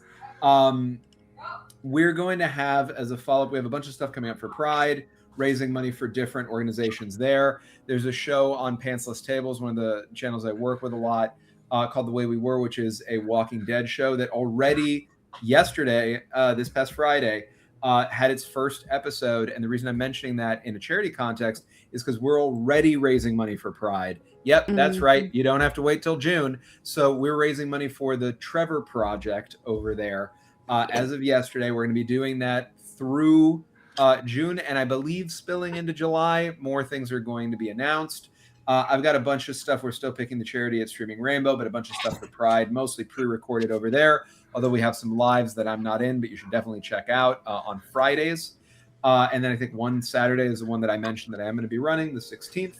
Other than that, yeah, just follow me. I want to mention Rocket Club, a multi-stage anthology. It's a collaboration with Evil Hat and the creator of that game, M. Hubbard, that I am doing. I'm GMing games on 4 different channels, 2 of which I've mentioned already.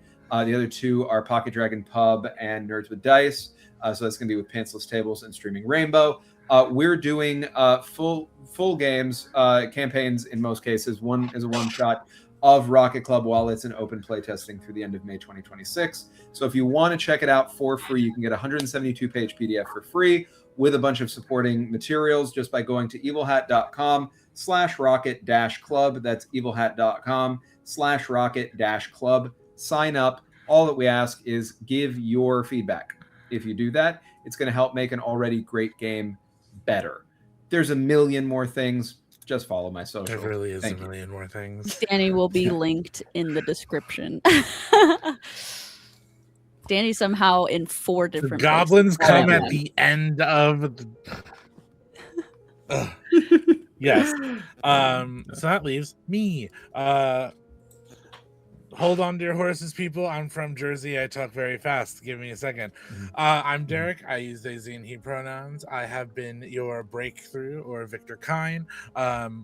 You can find me out on the interwebs at Derryk Does RP. That's DERRYKDOESRP. That's the first time in 4 years I have messed that up on stream.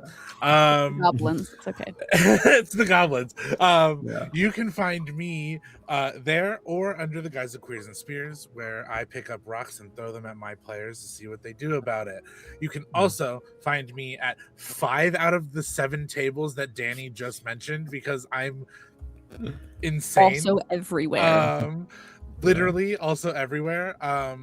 I will be in Pasiones de los Pasiones, Misspent Youth, the 2nd table, Rebel Scum on Monday. But if I'm not there, I'm in chat because it's on my channel.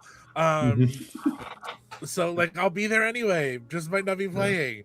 But also probably way more to come. You can also find me over at Misadventures League. I'm in one of their games that's coming up. And if you want stuff that I've been on that is done, check me out over at Vault Companions, where I've been in a Mass Effect series and a Hades series, where I play Lord Hades himself. So that's where you can find me, and I will hand it back to whoever wants this talking stick, because take it away from me. I'll talk forever. Oh.